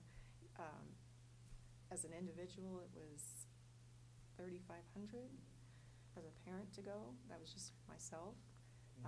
To fly down there, rent a car, the hotel. So if you want to go with your family member to experience that or be close to them, that's a huge expense on top of whatever it's going to cost them, $1,500. I realize that there's some booster money they're going to be put onto that. But even at that, it wasn't enough money. They didn't have enough money. There was kids not eating while we were down there. Some kids didn't have money to buy souvenirs while other kids were. That's really tough. And it's really tough when you're down there and you find out that kids are not eating. And you see 2 kids sharing a meal and that the gift cards didn't work that the travel agency gave. And when that was reported, nothing was done. So I have a very hard time sending kids to 4 states away and nothing was done for them to ensure that they were eating or drinking, because you have to pay for your water too. So when you give them a $20 gift card, which is what the travel agency's going to give, a meal at Universal, which is not that much of a meal for boys, just be honest, they were starving. It's $16.99 or $16.50, $16.99 with tax, $3. That's put them over the $20. So you had 2 kids sharing in order to get their meal, or the gift card didn't work and they couldn't get anything. I think there are just some things that would be good to have more dialogue, and if we could hold it off till a few days, we're not saying it's a no, just look it over and get input. What are the prices, what do the families feel like they can afford, and how much money do we think we can raise? I did bring So I up want to the- say, we're I not did- holding off a few days, because I'm not coming back. But we I also, won't be back either, Oh, but okay. they will. we also heard rumblings of this in the community in July, but Yeah, we we didn't did. hear about this until last month and in a committee meeting, or was it October? Was it No. October, Tim? When did we have the, October, let's just say October. One of the things I can tell you is around financials is they do have some ballpark in there too, that it would be, and, you know, this can change, but I can tell you as it is right now, about $80 per student per month, so it'd be about 10 months. So they're looking right now at about $800 for the student. If family members want to come, that's a separate cost. But the out-of-pocket that's projected right now is $800. That assumes booster donations, negotiating some of these contracts. They're trying to work through the housing right now, or the hotel costs, because they think they can get that reduced down. So that's the exposure. I think one of the things we do have to talk about is making sure we have allocation of money. Prices have gone up quite a bit too, so we have to look at food budgets and all too. I mentioned that as Um, well, was that the $20 voucher for food was not sufficient. Yeah. And I said, if we need to increase whatever we need to do, Mhm. but students should not be hungry on that trip. Yeah. No, because there's no one to back them up. I mean, it's Yeah. not like they're gonna go home Bands coach. and there's gonna be something to eat. They're going back to the hotel, and the vending machines are even more expensive, and they don't have any extra money for that. What percentage of our band actually attends, do you know? The trip? Do we know? I thought that it was. It's co-curricular, but it's not required, is what I'm asking. Do they all? Do they all go? Yeah. I think don't they know. all pretty much. They all go. pretty, they? they all pretty I much haven't went. seen recent, but I know it's in the 90%, if Yeah, not they- 94%. they're pretty much But all I went. think the people who do not go is because they have a conflict scheduling wise. I've been told from multiple sources that if there's a family with need, that there's supplementation. I do know that some have provided support at the park, you know, like you're talking about, so those things. And there are other times where people pay for two. If it's $800 per student, here's a check for $1,600 and put it towards another family. So as long as there's an effort and some contribution, the gaps have been closed in the past, and I've been assured that's what will happen in the future as well, or this future trip. We just really like time to think through this and have opportunity to ask questions and get feedback, and this is it's a short turnaround. Here, you can go. Thank you. Oh. Thank you, Jerry. I'm not offended. Bye, No, Jerry. please I go told him, home. tell him he can leave. Congratulations on your service. Thank you. You're off the Christmas list. All right. All right, well, we have a motion, we have a second, and we have a roll call. Mr. Benton? Yes. Mrs. Davis? Yes. Mrs. Boer? Abstain. Mrs. Thomas? No, Mr. Swager? Yes, with the conditions that we've mentioned of meeting with committees and coming back if they can't work any of those details out. Then you guys get to decide. Okay, I will make sure, once we have board committees, Yeah. once we have board committees established, that won't occur till next month, then this will be one of our highest priorities I have a suggestion on board committees, but this would go to curriculum. And we'll have that in January, so we can get right on top of this, okay? Okay. Okay. Resolution 25-12-253 is Senate Bill 210. Can I get a motion? all motion. And a second. I'll second. This is a resolution for the nutrition standards policy that we have to do every year. It's in requirement by Ohio law. Questions, comments? Call the roll. Mrs. Thomas? Yes, Mrs. Davis? Yes. Mr. Swager? Yes. Mr. Benton? Yes. Mrs. Boer? Yes. Resolution 25-12-254 is creation of a paraprofessional position at Johnstown Elementary School. Can I get a motion? all motion. And a second. I'll second. I talked with the board on the side, there's some confidential matters with this. We don't typically add positions like this, but my recommendation is to approve it because there's some rationale that I provide. Questions, comments? Call the roll. Mrs. Thomas? Yes, Mrs. Davis? Yes. Mr. Benton? Yes. Mrs. Boer? Yes. Mr. Swager? Yes. Resolution 25-12-255 is ski club. Sounds fun. Motion? I'll make the motion. second. We have a student who's interested, and Northridge has worked out, offered to support, so we would have at least one student participating, and we're working that through our athletics department too. That's kind of Where are exciting. they gonna ski? I don't know if it's probably Mad River or Snowshoe. I'm thinking snow, Yeah, or, you probably- Mad River. no, what's the one there in, Snow Snow Trails. Trails. Snow Trail, There that you says go. Snowshoe. I'm sorry. guessing Snow Trail. Snowshoes in New York. No, Snowshoe's the Or- same. it's I New York. snowshoes. No, it's actually in West Virginia. It's Yeah, that's West double Virginia. blacks there. I've Yeah, been there. that's It's right. nice. Yeah. No, sorry, I meant to say Snow Trail, sorry. My I was fault. thinking of Peak There's and Peak. another That's No, New York. Peek and Peek, I didn't. All right. Where are we at on this? A vote. Ready to Vote. vote? Call the roll. Mrs. Davis? Yes. Mrs. Thomas? Yes. Mr. Swager? Yes. Mr. Benton? Yes. Mrs. Boer? Yes. Resolution 25-12-256, our second reading of revised policies. Motion? I'll make the motion. I'll second it. We don't need to go through those. Everyone read them? I mean, I read 'em. I this read has 'em. been a long process. Yeah. Already Any read questions, I think comments on you've these? seen No. these. Yep. Call the roll. Mrs. Davis? We Yes. give it up. Mr. Benton? Yes. Mrs. Boer? Yes. Mrs. Thomas? Yes. Mr. Swager? Yes. Resolution 25-12-257 is first reading of revised policies. Motion? So moved. Second. Questions, comments on these? Call the roll.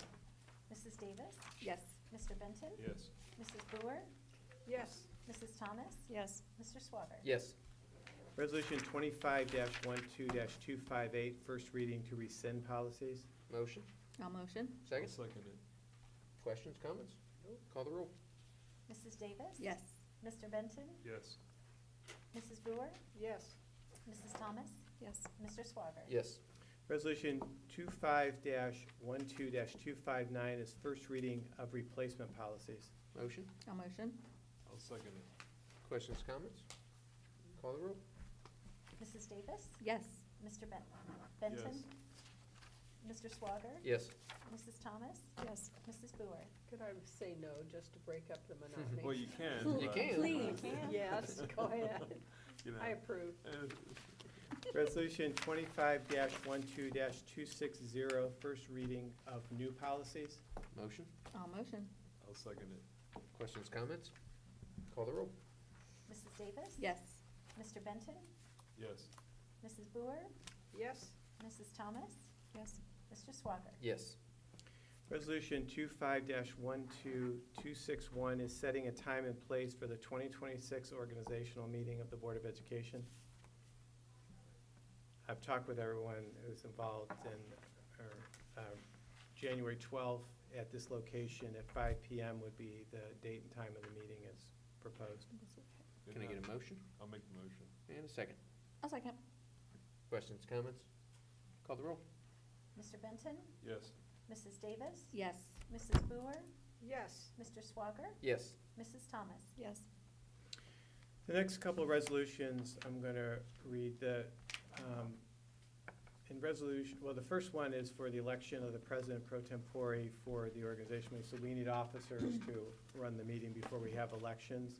The first one is a procedural, so I don't need there's no action on this. So what I need first is the board to nominate one or multiple people to be the president pro tem for the 2026 organizational meeting.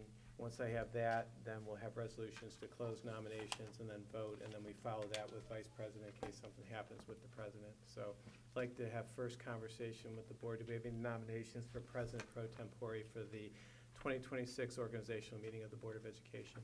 I'd like to nominate Amanda Davis. Any other nominations?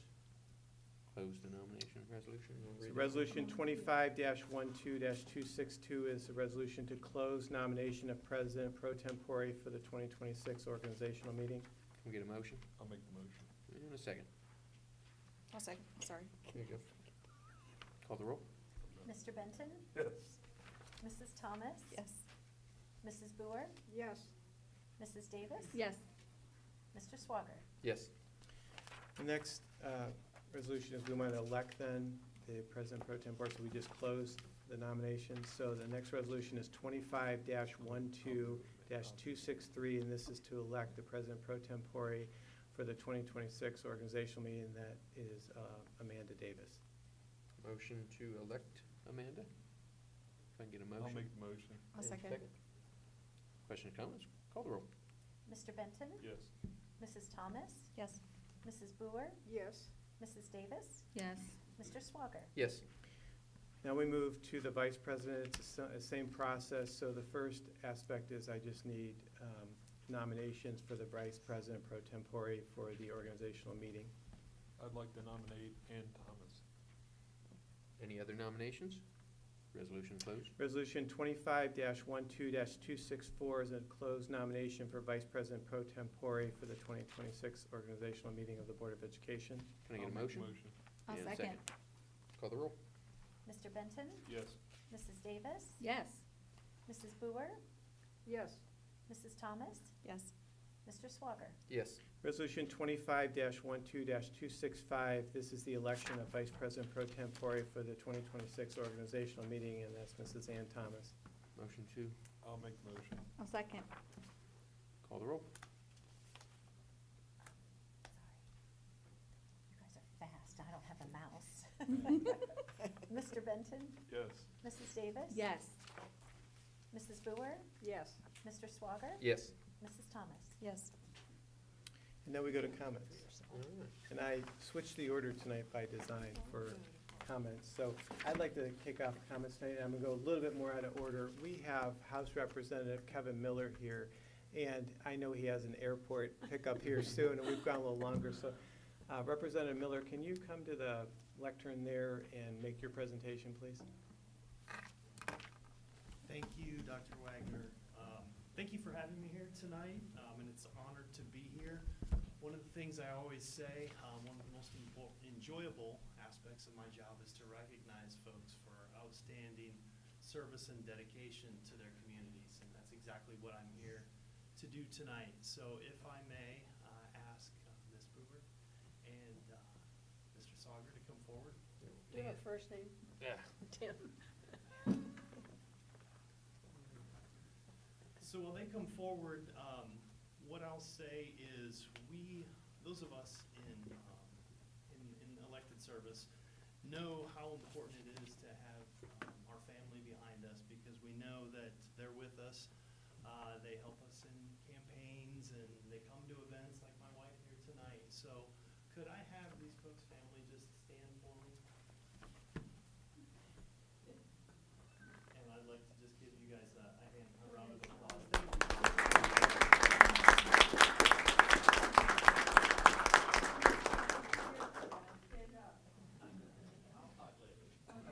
Because we know they certainly can't do it without your love and support. So what I brought with me tonight, and I'm not going to read them, but what I did is bring a couple commendations from the House of Representatives. They're signed by myself and the Speaker of the House to congratulate you folks on your years of service. In my understanding, Tim, 12 years of service at the end of your term here, which includes obviously the President of the Board. So congratulations. Thank you. Appreciate it. Thank you.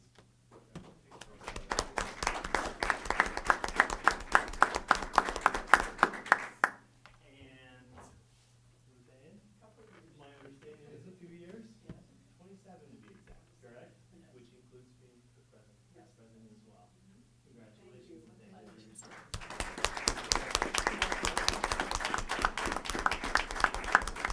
thank you. Thank you. Very good. And I apologize, but we have to catch my son Please. who's coming in on a plane, so. I want to Please thank you go. for coming, because you Please, showed up thank you. multiple times to a lot of Yes. events here, and I do appreciate your support. Yes, thank We you. appreciate that. Thank you so much. Thank Thank you. you. You as well. Thank you. Thank you. So we have some other things to talk about tonight. Very nice. I'm going to talk a little bit about Tim and Ruth Ann. Before I get there, I just want to hit a couple items since I have written down here. Reminder, we have winter break coming up. The board office will be open a few days. We got to schedule, when it'll be open. I'll have the board office covered on the days it's open, so we'll have that. When we have the board for 2026, I've been working on board committees. I'll be reaching out. I think as we've done work here with the 7 of us, there may be some consolidation that can occur with some of the other board committees. So may go from reduced down to 2 and some consolidation. So I'll work with all of you, and then our incoming board members will talk about board committees. We have some suggestions there. And then as our next regular meeting was approved is the 12th. So want to thank Tim and Ruth Ann. you know, it's funny because I wouldn't be here without them. It's interesting. I was next door and you know, happy with everything that's going on, and get a phone call. It was in March of 22, and talked about joining the Johnstown-Monroe schools. And you know, you take a lot of seriously with, because it's not just a job. You know, it's a commitment you make. We talk about a passion and, you know, serving others, and did a lot of soul searching. Talked to my wife and made the change, and I'm really happy I did. You know, it was interesting. We had some meetings on the side. I think that's perfume you're wearing is strong. Maybe it's you. Maybe it's some cologne. It's his hand sanitizer. Yeah. It's my Purell. That's what it is. That's what it is. Alan was nice enough to bring me Purell tonight. Yeah. You're supposed to advertise that, right? Yeah, but it's, you know, it's been 3.5 years, but it's been a good 3.5 years. I remember when we talked, I said, are you really ready for some changes? We won't change things that we don't need to, but, you know, we'll polish those. But you said yes, and, you know, I could spend hours going on things, and this really it speaks to the entire board, but when you look at things, like I look back, and this has been a reflective time for me, and I look back on this and I think, wow, look at some of the things that have been accomplished. And, you know, one thing that jumps out to me, Ruth Ann, you talked to me and you said, our insurance is in trouble. And if we don't fix this, we're gonna have a financial problem, but it's also gonna affect the support for the staff. We're not gonna be able to retain and attract staff if we don't have a good insurance plan. It's kind of, and you know, this is just one example, but it's one of many. And think about this. So we started a transition process in May. Formally, I start in August. By November, the election period, we have brought on a new insurance consultant, and we brought in a whole nother option for the insurance. So we brought in a high deductible plan to sit next to the other. Now when we look forward, and we did all that, and by January 1st of 2023, we stood that up. I mean, that's record speed, and it's just amazing. And it was never reckless, but it was so much time and effort that was put into that. And that's just one example of what this entire board does, and the 5 of you really have supported. What's interesting and exciting is I can tell you 2 years later, we look at what's happened. That high deductible plan had a loss ratio. Anything below 100 is very positive, certainly in the 90 range. The loss ratio through last month was 54%. Wow. Wow. So those are the things, you know, all the work that's been done. Ruth Ann, you've been tough at times to deal with, but always, always very, very thorough. No, you've been stuck. No, they didn't tell me to say that, but you know, always very thorough. And I really want to tell you, I consider you a friend through all this. You know, I certainly, when we were going through this insurance, it started off, I got to know your husband well. With his experience, used him as a consultant. It was quite a pleasure to get to work with Chuck and to get to know him. And you know, I really do consider you a friend. You're always fascinating for me too, because you know, we come up with the initial conversation, but I remember it was earlier on in my career, and she's like, are we working on AI here? And I was like, yeah, we're working on artificial intelligence. It wasn't but the next week, and she says, what are we doing in AI? So we're within it. It's only been a week. She goes, I know, but you know, she talked to me recently about, we were walking out one time, she said, we're done with the board meeting. Let's talk about cryptocurrency. I said, I don't know that much about cryptocurrency, so she's giving me updates about that, so that's good. So I really do appreciate it. You know, you've made such an impact. I've seen 3.5 years, but I know the history backwards too, and I don't want to, you know, take away from the other board members and what they want to say here. But I know there's been a lot of work done, so I can speak my 3.5. Tim, you've also been a great thought partner through things. It's been tremendous work. Tim's funny. I'll give you a recent example of Tim. I called him and I said, hey, there's a bus routing issue, a street issue we're looking at. And I want to talk to you about this. And I had some ideas because he's got a background in this.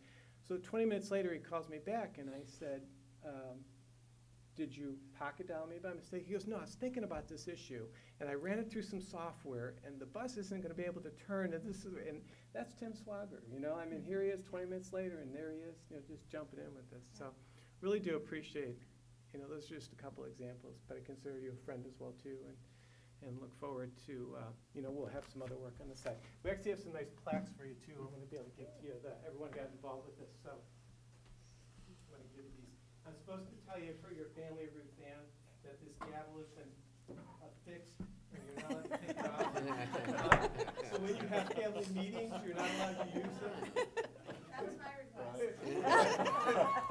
Jenny, that's something else, Jenny. She's never needed a gap. Okay, Yeah. well, it is securely affixed here, so we want to present this to you for 27 years on the Board of Education and all the work Thank you've done, so. Thank you very much. And then Tim, we affixed yours just so it would be the similar, but we wanted you to have both of that, and Very it's nice. really recognized. Do we just hold this when we want to come back and visit now? Right. 'Cause we You don't can have come back, passes. no, you come back anytime, and we're gonna don't talk about pass. some superintendent committees at some point too, because there's some work Felicia and I are doing on foundations, and Ruth Ann, you and I have talked about development issues and foundations, so. It's a lifetime Type of- sporting event pass. I'll just walk in carrying it. Don't I get in free? There are probably some hooks you can put a chain on it, just wear it around, right? Well, and then, Tim, we'll talk about some economic development issues, because you know there's a lot going on in this community, and certainly a lot we Yeah. so. Okay, so I'll stop there, but a lot I could go on about, but thank you both very much on behalf of all of us, and I think now I'm gonna go to board comments, right, and there's some Yeah, board members. I'd like to Oh, say I'm sorry, something I'm since sorry, I've sorry, been- sorry, we've Felicia been- wants to say what? something. I'm sorry, Alan, go ahead. Oh, go ahead. Yeah. Oh, did I interrupt? I thought you were looking at No. me. You were looking at I Felicia? was looking at you, but I forgot Felicia. Oh, Felicia, you Yeah. want to speak next? or Sure, do you mind? No, go ahead. Okay. You know, we gather tonight and with gratitude and admiration to honor the two of you for your years of service. You've left a lasting mark on our community. True leadership is not measured by the titles that you hold or the recognition that you get, but your commitment, your integrity, and your determination to make things better for the students. And that's exactly what you've done and you've exemplified. For many years, you've both given time, energy, and heart to the board and to the families. Through challenges and successes alike, you've shown steady guidance to us, thoughtful decision-making, and unwavering belief in the mission of the school. Your voices have helped shape the direction, and your actions have strengthened our financial foundation of the schools. But beyond meetings and motions, you brought something even more meaningful, a deep sense of care for our community. You've listened when it mattered. I think it's your perfume now. It's him. I don't wear perfume, sorry. Maybe cologne, but. Amanda. You've advocated when it counted and always reminded us why the work's important. Your service has inspired trust. That's why we get things done quickly. Collaboration and a shared commitment in doing what's right. On behalf of, staff and community members who've been touched by the work that you've done, we say thank you. Thank you for your dedication, your leadership, and your selfless service. Your legacy will continue to guide us and your impact will be felt for years to come. So we want to say thank you. Well, thank you. And I have a little something for you, and I'm going to spoil what it is. Oh, my goodness. Wow. Let's stay Well, I'm going longer. to spoil it. The boxes are getting bigger. Let's stay longer. Yeah. So I've always had a favorite quote, and it just seemed like the right time to share it. And that's that's a picture with this quote on it from Theodore Roosevelt. It says, it's about the man in the arena. It's not the critic who counts, not the man who points out how the strong man stumbles, or where the doer of deeds could have done them better. The credit belongs to the man who is actually in the arena, whose face is marred by dust and sweat and blood, who strives valiantly, who errs, who comes up short again and again, because there is no effort without error or shortcoming, but who does actually strive to do the deeds. He who knows great enthusiasm, the great devotions, who spends himself in a worthy cause, who at best knows the end of the triumph of high achievement, and who at the worst, if he fails while daring greatly. So his place shall never be with those cold and timid souls who know neither victory or defeat. We thank you for joining us in the arena. Thank you. I have a quote for you Okay. from a movie that I've been waiting since we hired you. Oh, Bye, Felicia. It's from the movie Friday. yeah. Okay, board comments, Alan. Okay, well, Now you're up. I'm not gonna do as good a job as what we've heard from everyone else, right? You know, I'm not, a prepared speech, but I'm gonna miss both of you, right? We've been together, Ruth Ann, for 13 years. Tim, it's been 12 years. And to look at the journey that we've made in that 12 and 13-year period, to me is amazing. You look at the facilities that we have today. You know, you remember the way they were years ago, right? And my kids went through that. And then you look at the opportunities. Look at even busing. You know, Phil raised a question about busing. Remember we didn't used to have high school busing? And then we were able to go ahead and negotiate with the busing contractor and get our prices down to where we could have high school busing again. Look at all the decisions that we made as a board to save money, to do the things that we talked about tonight, the new projects that we're doing. And think about how we've provided support to our teachers to allow them to become more effective. You know, we don't teach students, but we provide support and the tools that they need in order to be successful. Think about the computers that we've gotten. I've been on the technology committee for the last 13 years, right? Think about where we were, where we had computers without keys, where we had carts of computers that didn't work. Now we have computers for every student. So think about all the stuff that we've done for athletics. We had our stadium burned down, and then we turn around and we build an even better stadium than what we had before. Think about the journey that we've made in curriculum. Look at the opportunities that our students have today that they didn't have when my kids went through the schools. So I want to thank you, and I want to thank your families for the commitment that you've made, because no one understands the time that we've made to be on the school board. There's committee meetings. There's emails that we get from Phil, multiple emails every day that we need to read. And, okay? And we have all these activities that are going on all the time. And to be that committed to this school district and this community for 12 and 13 years, and Ruth Ann's 27 years, but I've only known you for the 13, right? Is amazing. To me, it's an amazing, you know, it's amazing, and I want to thank you for my grandchildren. My grandchildren are going to attend school here, okay? And the things that you've been part of is going to be enjoyed by my grandchildren, and I can't thank you enough for your service. Thank you. And you're going to be sorely missed, and I count both of you as my friends too. And use your present, your hand sanitizer in good faith, right? Appreciate that. So you won't laugh when you You see know, I somebody? didn't go all the way like these gifts, but I did give him some hand sanitizer today because he's a germaphobe. I love this. I love this. So thank you. I'm gonna go next while I'm calm. We've been through so much. Ann and I joined the board in January of 2020. I was looking forward to field trips and art, and then we got COVID. I was 3 months into being a board member when I said to my husband, I don't think I can do this. This is really hard. And I know that the two of you, watching your incredible leadership, made me know that I could stay. Serving alongside you has been one of the greatest privileges of my time on the board. Your mentorship, wisdom, and steady guidance has shaped me more than I could ever tell either of you. You have given countless hours, but you guys lead with heart, you lead with integrity, you do the hard things even when it's the right thing, and you have unwavering commitment to doing what is right for our community. The impact you've made will be felt for years to come. But I truly am deeply thankful for what you've taught me about leadership, and I hope that I continue to lead with the same care, courage, and dedication that you two show every step of the way. Thank you. It's not, Tim's acting like it's a eulogy. You can see that they're all prepared, and I do it on the cuff, right? Because I just couldn't. Well, I had to write mine down because I get emotional, so. It's the perfume, don't worry. It's the perfume, I know. I don't know if I'm gonna be able to say it. So, I wanted to recognize and celebrate the service of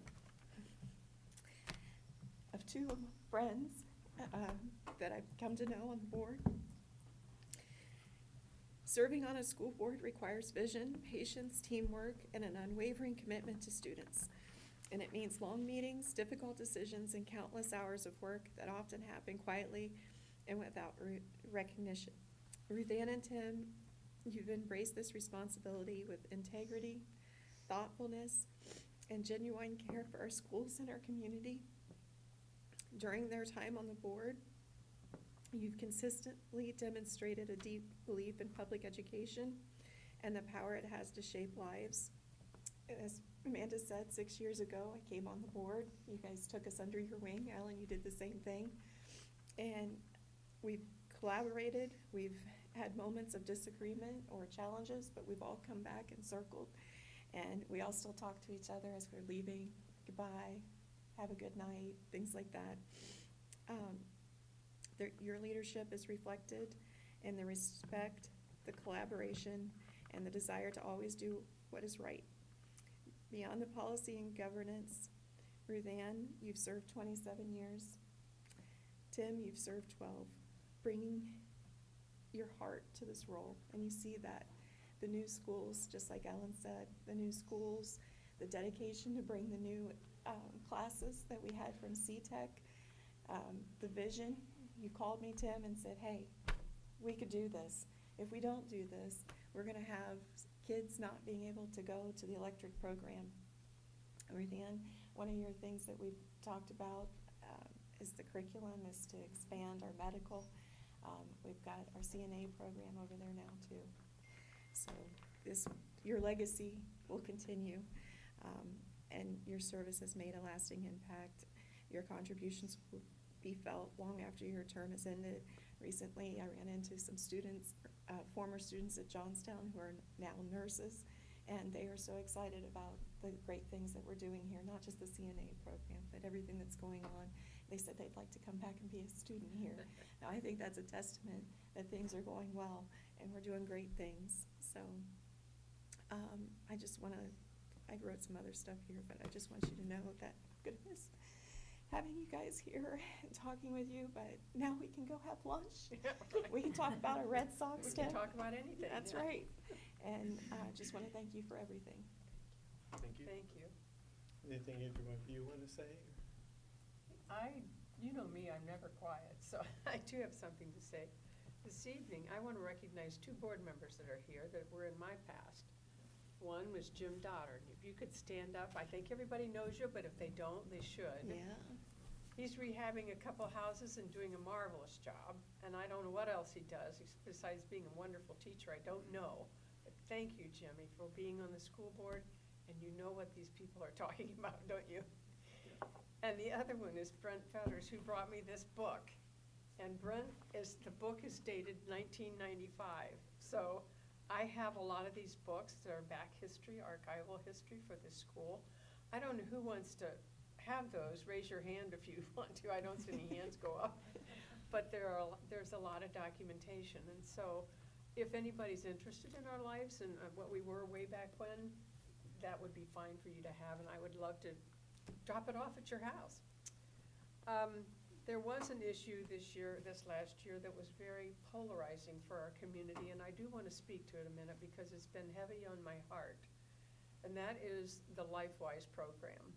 I want you to know that when I was in school, that a couple years ago, I came from a rural community of about 500 people, so we didn't have many kids in the school. But what we had was every Tuesday, we had religion in school.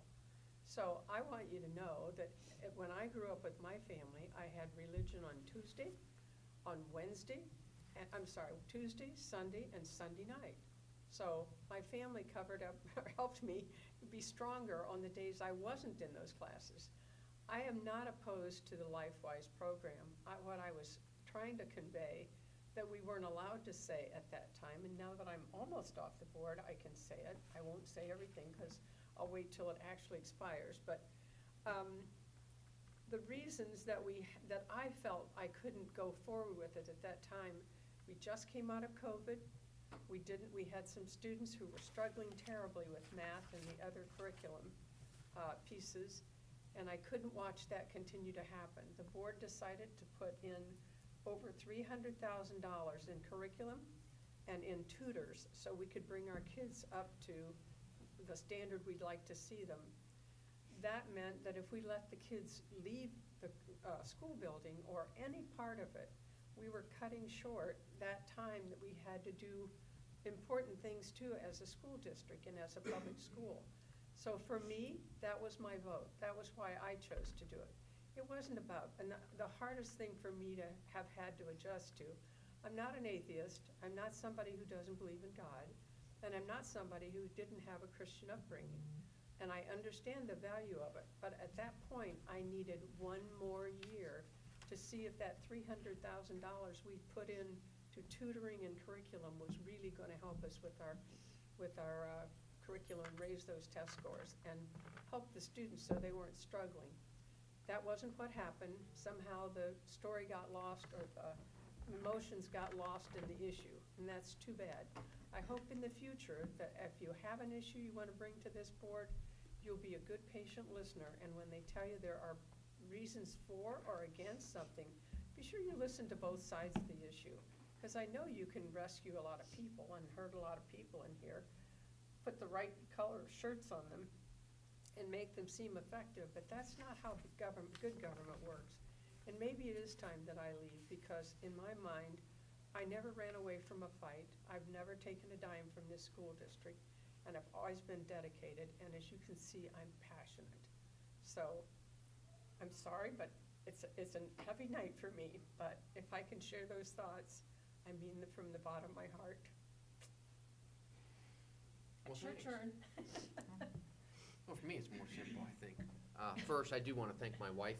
For those that know my wife, hardly anyone ever sees my wife. My beautiful wife, Beth, is out here today. She obviously does a lot of this stuff at the house and with our son while I'm at a lot of board meetings.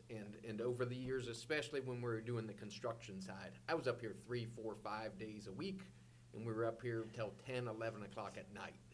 So for those that don't know, we have horses and we have a child and stuff, and she would take care of all of that while I was up here making my $65 a month to be up here. So I appreciate her for this is a passion. Anytime you're involved, this is public service. This is something that, while you technically get paid, it's volunteerism. This is no different than being a football coach, basketball coach, any of those things. You're volunteering because you like the community. You're in love with what they have here. You want to see this succeed. Everyone succeed around here. So you're on the school board, and I'd say the same to the new members coming on. If you're not committed to public service, then don't be on this board. This is public service. It's no different than anything else. If you're not up here to make this community better, you shouldn't be up here. I enjoy that all of us, and everything I've talked to you guys about, you're up here for the right reasons. So I wish you good luck in the future here, but you do understand that, you give a lot of personal time up to do this and do it right. It's well worth it. One of the things I did notice, and I don't want to sound like I'm complaining, but we have a lack of volunteerism in this community. We have a lot of people that like to get online and complain. It's the same 20 people complaining about everything in this community. Ignore the online stuff when you come up here. I mean that. It's the same 20, 30 people that every time we open a restaurant, the food stinks. Every time something gets built, it's terrible. It's the same 20, 30 people. They're never going to be happy. So don't let that guide you. This community's got a lot of great people, but I reach out to the community and say, we need more volunteers everywhere. Even in the athletics, we get complaints. Oh, it's daddy ball, it's mommy ball, because they coach. That's who's volunteering. That's why they're coaching. So if you want that to change, be the person that goes and volunteers rather than complain about it. Volunteer for something that's not directly affecting you and your kid. So that's what I would leave out of this is, when you see me step off this board, I'm still going to volunteer in this community. I'm going to go probably talk about getting an officiating license. I've been looking into that because we're short on officials. We used to have baseball and basketball games where we had one basketball official, one umpire, because we can't get enough people to volunteer. Now, you get paid again, but again, those are those jobs where you're not really in it for the money. We need more volunteers. I see Mike Giannini posting all the time, and he volunteers for the concessions. It's the same amount of people in this community that keep volunteering to do everything. We have a lot of new people in this community, and I stress volunteer. I'm glad you two volunteer because that's what you're doing. You're newer to the community and you're volunteering.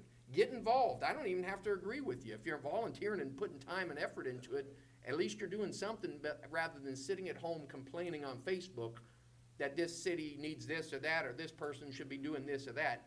Get involved. So that's my message for everybody as far as board. I'm just gonna move on to some other type of volunteerism in this community because I love the town. I want it to succeed. So that's kind of where I'm at. Phil's being nice to me because he likes to get a free ride to the football games. I'm gonna make him take me in the Tesla one day. One day he's gonna drive that thing to one of the games and let me see how fast it goes. I'm going too. Yeah, you went fast in that Yeah, one I day. I did. heard about it. It was so. neck-breaking speed. No, it's been great working with these folks up here. I mean, everyone up here, we get along. We disagree, but we get along at the end of the day, and that's what makes us successful. That's what makes this town successful. I encourage all other board members, council members that are here, mayor, this is how it works. If we don't all get along, we don't have to agree, but you gotta be professional and get along and move forward. Quit complaining about everything and figure out a way to make things better. That's all you can do. If you're gonna sit back and complain, you're the problem. You're not the solution. Become the solution, and I really say that to everyone else that's not involved. We see very few people at the school board meetings. I take that as a great sign because they're not mad. You know, when you walk in and it's packed, you're in trouble. Something's going wrong.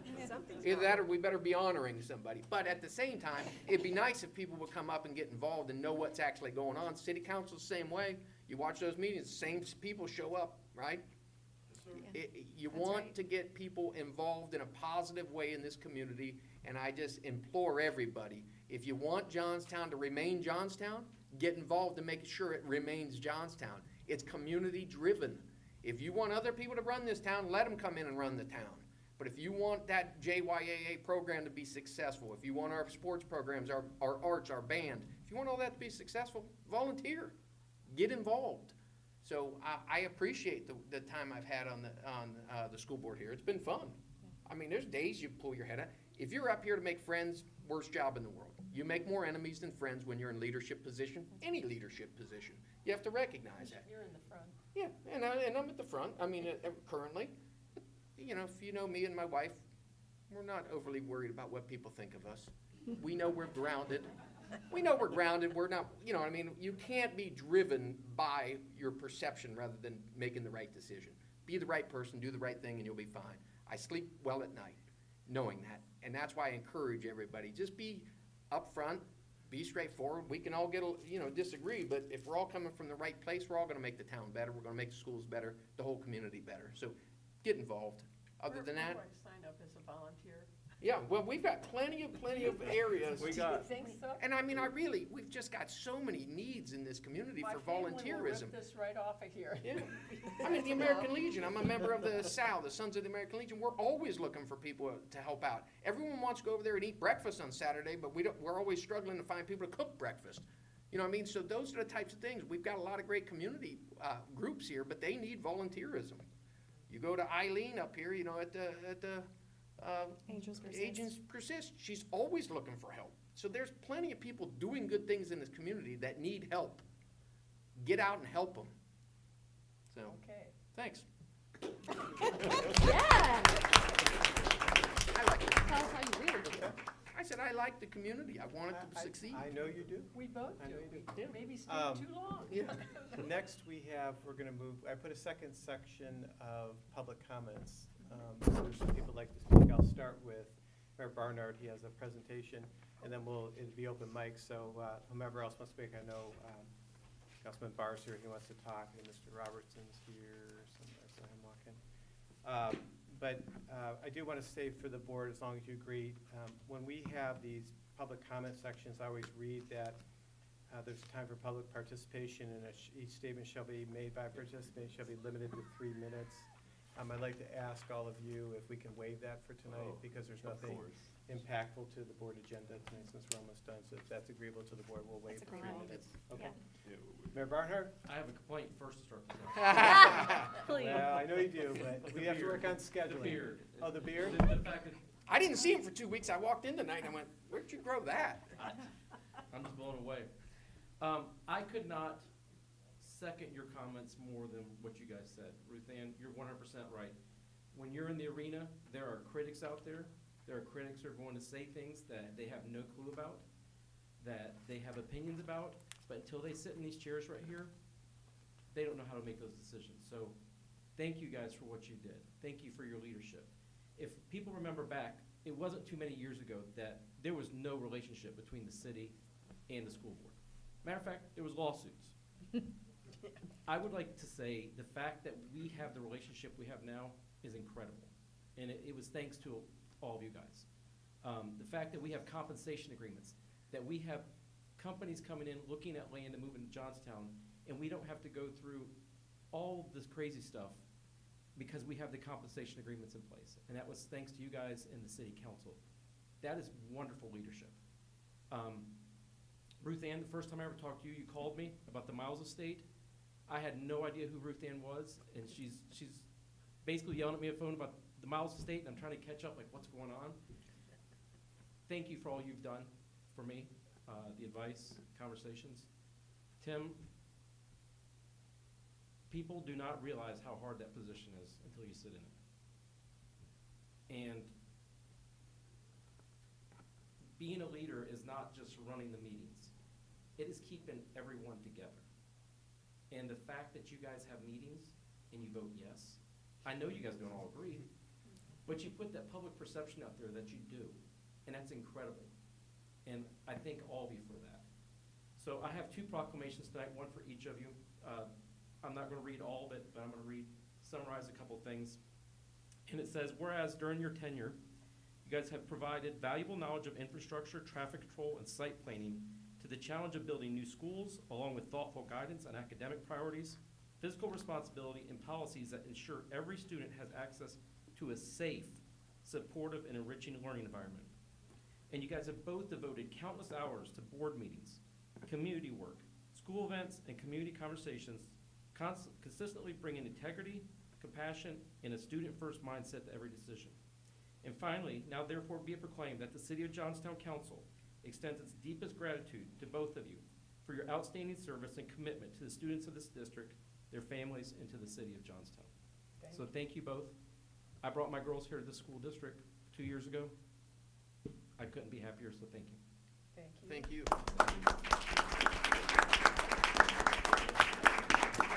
Good, sir. I appreciate it. Thank you, sir. And now it's anybody who wants to speak, if you can just come up and give us your name. Councilman Barr, you want to be next? And anyone else who wants to speak is certainly welcome to do so. Just give us your name, please. Jeff Barr, current city council member, but also a byproduct of the under Ruth Ann from 1975, which is when I entered kindergarten. Okay? And graduated in 1988. That helps I me just feel want to say better. thank you because it's excellent educators. Ms. Udi is in the crowd, who was my 9th grade algebra teacher when I learned that I'm actually pretty smart and very good in math. So thank you all for what you do. Current, future, past, all educators and leaders in our school district. The most important thing you do is the impact on our children, and they go out and serve in the community. I see a couple people in the back that I know well. She's in public service as well. So our community, our school produces a lot of people that do well here in our community and outside of Johnstown, that I'm very proud of to be a resident and a graduate here from Johnstown. So thank you. Thank you.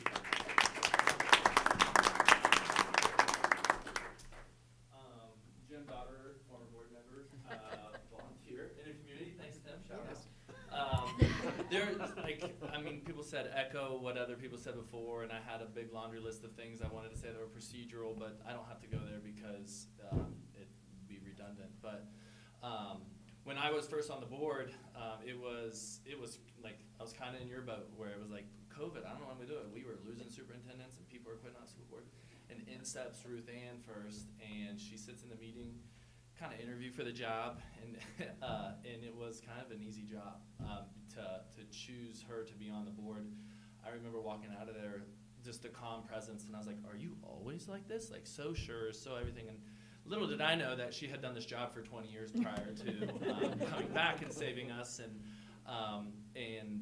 so I'm more than thankful for that, saving me as a young person, and then Tim coming on the board too, and together, showing me what professionalism looked like, because this board was not professional when I first got on here, and it was pretty sad state of affairs.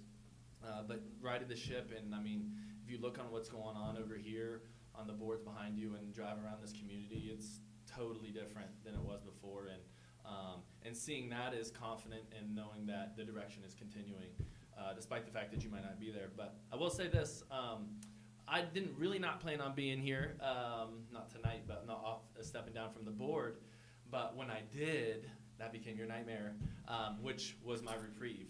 COVID happened, and I said, wow, this is not a ship that I'd like to be steering right now. But I was confident in the leadership that was already here, in just the right state of mind. I know that Tim mentioned it earlier, that there's a lot of decisions that are made, and Ruth Ann did too. And not knowing why those decisions are made can have a lot of people be thumb warriors or whatever online. But we did something similar when we had to cut busing. We were busing 2 kids to Newark, and we were making our own kids walk. And so that wasn't a tough decision in the moment, because you had the stats to back up the decision, but definitely an unpopular one.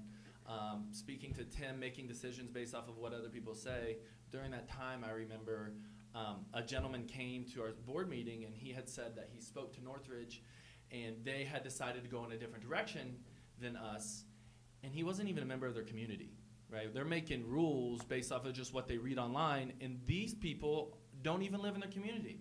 And so I see a lot of that happen.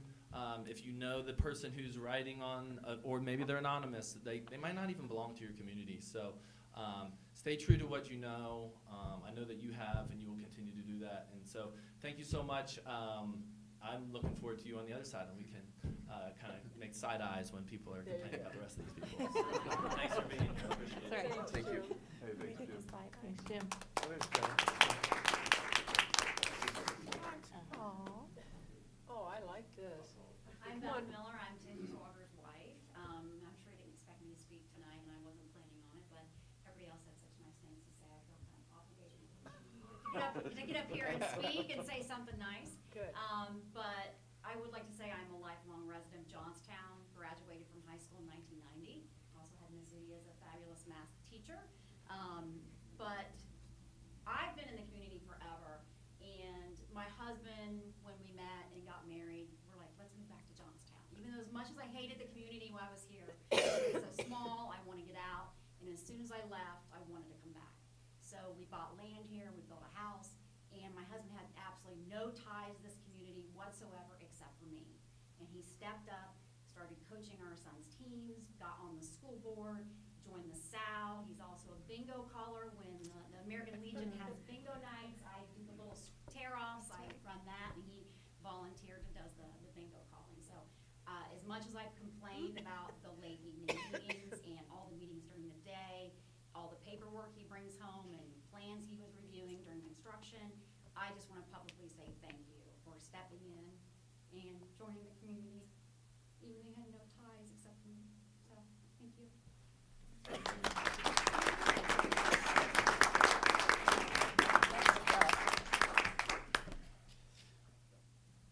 Joey Robertson, Monroe Township. Want to say thank you for your commitment and your dedication, multiple years, Ruth Ann, 20 plus years. So it's just incredible what you've accomplished when you've been at the school district. Tim, you've been really just an incredible resource. Every time, if I need something, I can reach out to you. It's been a pleasure working with both of you. And I think the challenges that you gave people are true. I mean, I think we need to come together as a community. I travel all across the state. I couldn't be more proud of the schools. I mean, it really all starts with schools, and it starts with leadership. Everything that you've said in regard to it being a volunteer position and the countless hours that you spend, we struggle with that at the township as well. Constantly trying to find people to serve on boards. It's a struggle, but I do think that if people keep asking and keep pushing, we can, as a group, be successful. So the other thing I agree with, I had the pleasure of working with Beth and Tim. They're both very committed in what they do, and they're going to give you their opinions. Some people may like them, some people may not, but I really just want to say thanks and good luck. And I'm sure you're not going anywhere. I'm sure you're both going to be involved. I got more time to spend at the township I know, meetings I'm now. looking forward to it. You already warned me, you said you were looking forward to it. We're looking forward to it. So, thank you very much for your years of service, I appreciate it. Thanks, Joey. Is there anyone else that wants to speak tonight? Because we'll, Now you will make me cry. I've done really well.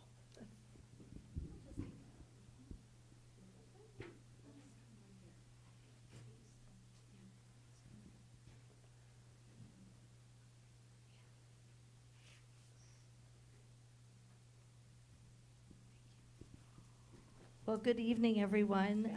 Good evening, Mr. Swager, Johnstown-Monroe Board President, esteemed board members, Dr. Wagner, Superintendent, District Administrators and personnel, community leaders, incoming board members, and members of the public. It's truly an honor to deliver remarks celebrating the service of someone who has given so much of herself to the community of Johnstown. Johnstown was not her hometown, but she made it her hometown and chose to raise her 3 daughters here more than 6 decades ago. She was the first elected female to the Johnstown Board of Education, and it was then that her life of public service to the schools began. Within her 27 years, she has served terms as the president, vice president, and general member. She has led with steady logic and a strong voice of accountability, helping to shape not just policies and budgets, but the very heart of the district. And when new members joined the board, she readily made herself available to mentor and support whatever need or question they had. As her daughters, there were few occasions where a benefit was gained because of her board service.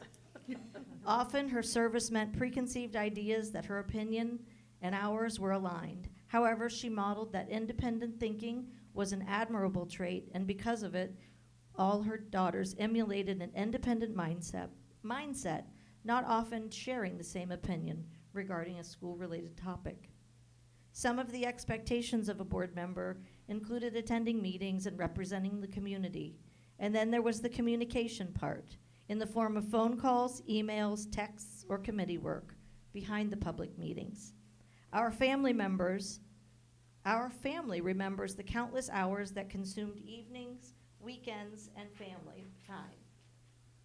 As a matter of fact, my sisters and I can perfectly recall the image of a wall-mounted rotary phone with its spiral cord stretched to its maximum into the dining room of our house on Main Street. This was meant to create a private office for her in the dining room as she listened to the concerns of a parent that had called a community member or administrator who just needed a few minutes of her time.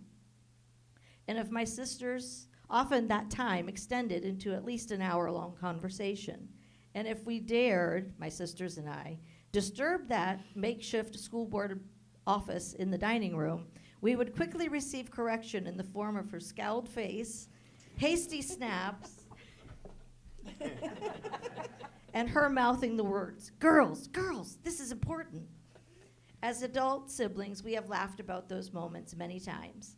But the underlying message for us was always, she took her service seriously. And often those sometimes impassioned phone calls evolved into finding a common ground of understanding. Another moment of her service that has guided my path as a parent and an adult was when it was brought to her attention that as a differently abled student, I was eligible to receive busing. More quickly than I would have liked her to, and with a grumbling reaction from me, she hastily declined the service of busing on my behalf. The same woman who taught me to turn on light switches and kitchen faucets with yardsticks was now deciding that I could and that I would walk from our home on North Main Street to school each day, no matter the distance. She knew I could do it, and she knew that without making difficult decisions for me then, I might grow to believe that life was going to wait for me, and what a disservice that would have been to me, and in turn to the world. Difficult decisions have often been a part of her board service. On more than one occasion, she has faced a sea of impassioned people, often wearing matching attire, striving to convey their points of view regarding changes in monetary allocations, expansion of athletics, or student program offerings. On each of those occasions, she communicated a decision that often resulted in fissures within her friendships.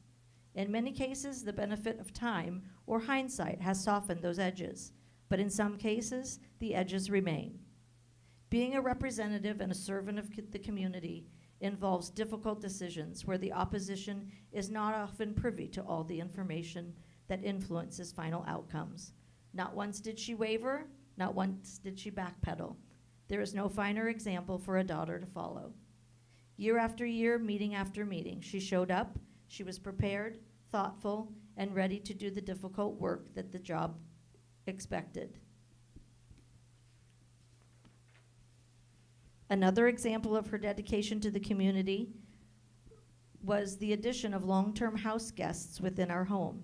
In the 1980s, she became aware that the high school musical director, Paul McGree, was driving in pre-dawn hours from Italian Village in Columbus and then returning just before midnight to his wife and young children each day. He happened to be a native of Australia and had no other family support nearby. She knew that without his leadership, the annual musical production might not happen. And so she invited their entire family to come live with us during the musical season to ensure he could maintain some semblance of family life balance and continue to produce the musical. These house guests stayed with us over the course of several years during the musical season. These are wonderful memories for our family. She also played a key role in some of the biggest milestones in our district's history. She has helped to guide the important building projects, which have provided safe and modern places to learn and work. She has contributed to the building of, and years later, the renovation of the Performing Arts Center and numerous other projects that have enhanced the student and community experience in Johnstown. She researched, even when in the most passionate moments, even when opinions were divided and decisions were razor sharp, she led with respect and grace. She researched and she listened.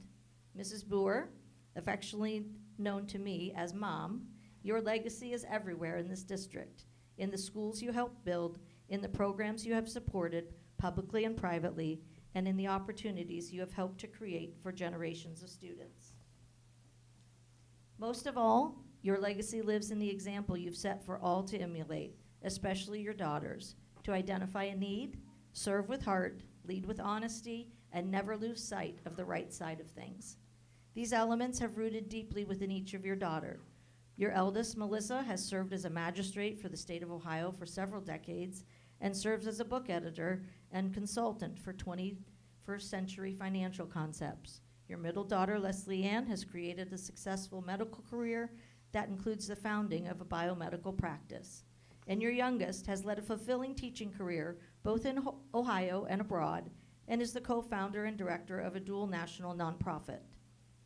You will leave this district in an enviable position throughout the state of Ohio.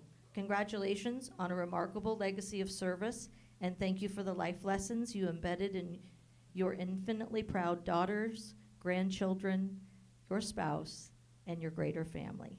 Thank you.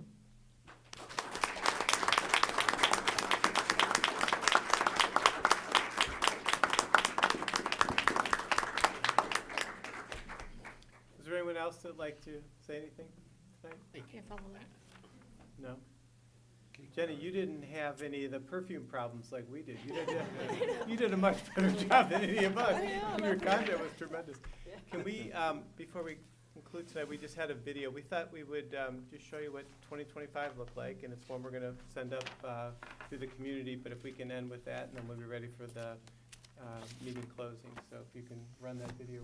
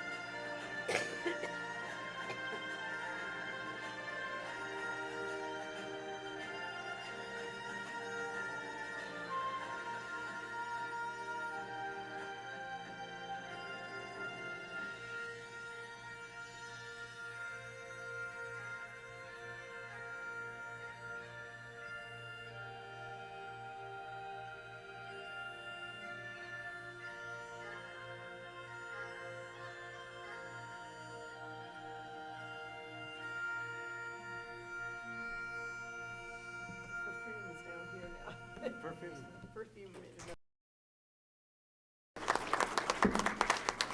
2025's been a great year, and I think we're ready to close the meeting unless there's anything else. Resolution 25-12-266 is adjournment of the school board meeting. Can I get a motion? Go ahead, Ruth Ann. So Ruth Ann, you moved. should Oh, Can yeah. I get a second? I'll second. call it to an end, There right? you go. Call the roll, please. Mrs. Boer, Yes. Mrs. Thomas. Yes. Mr. Benton, Yes. Mrs. Davis, Yes. Mr. Swager. Yes, meeting's adjourned 8:41. Thanks, everyone.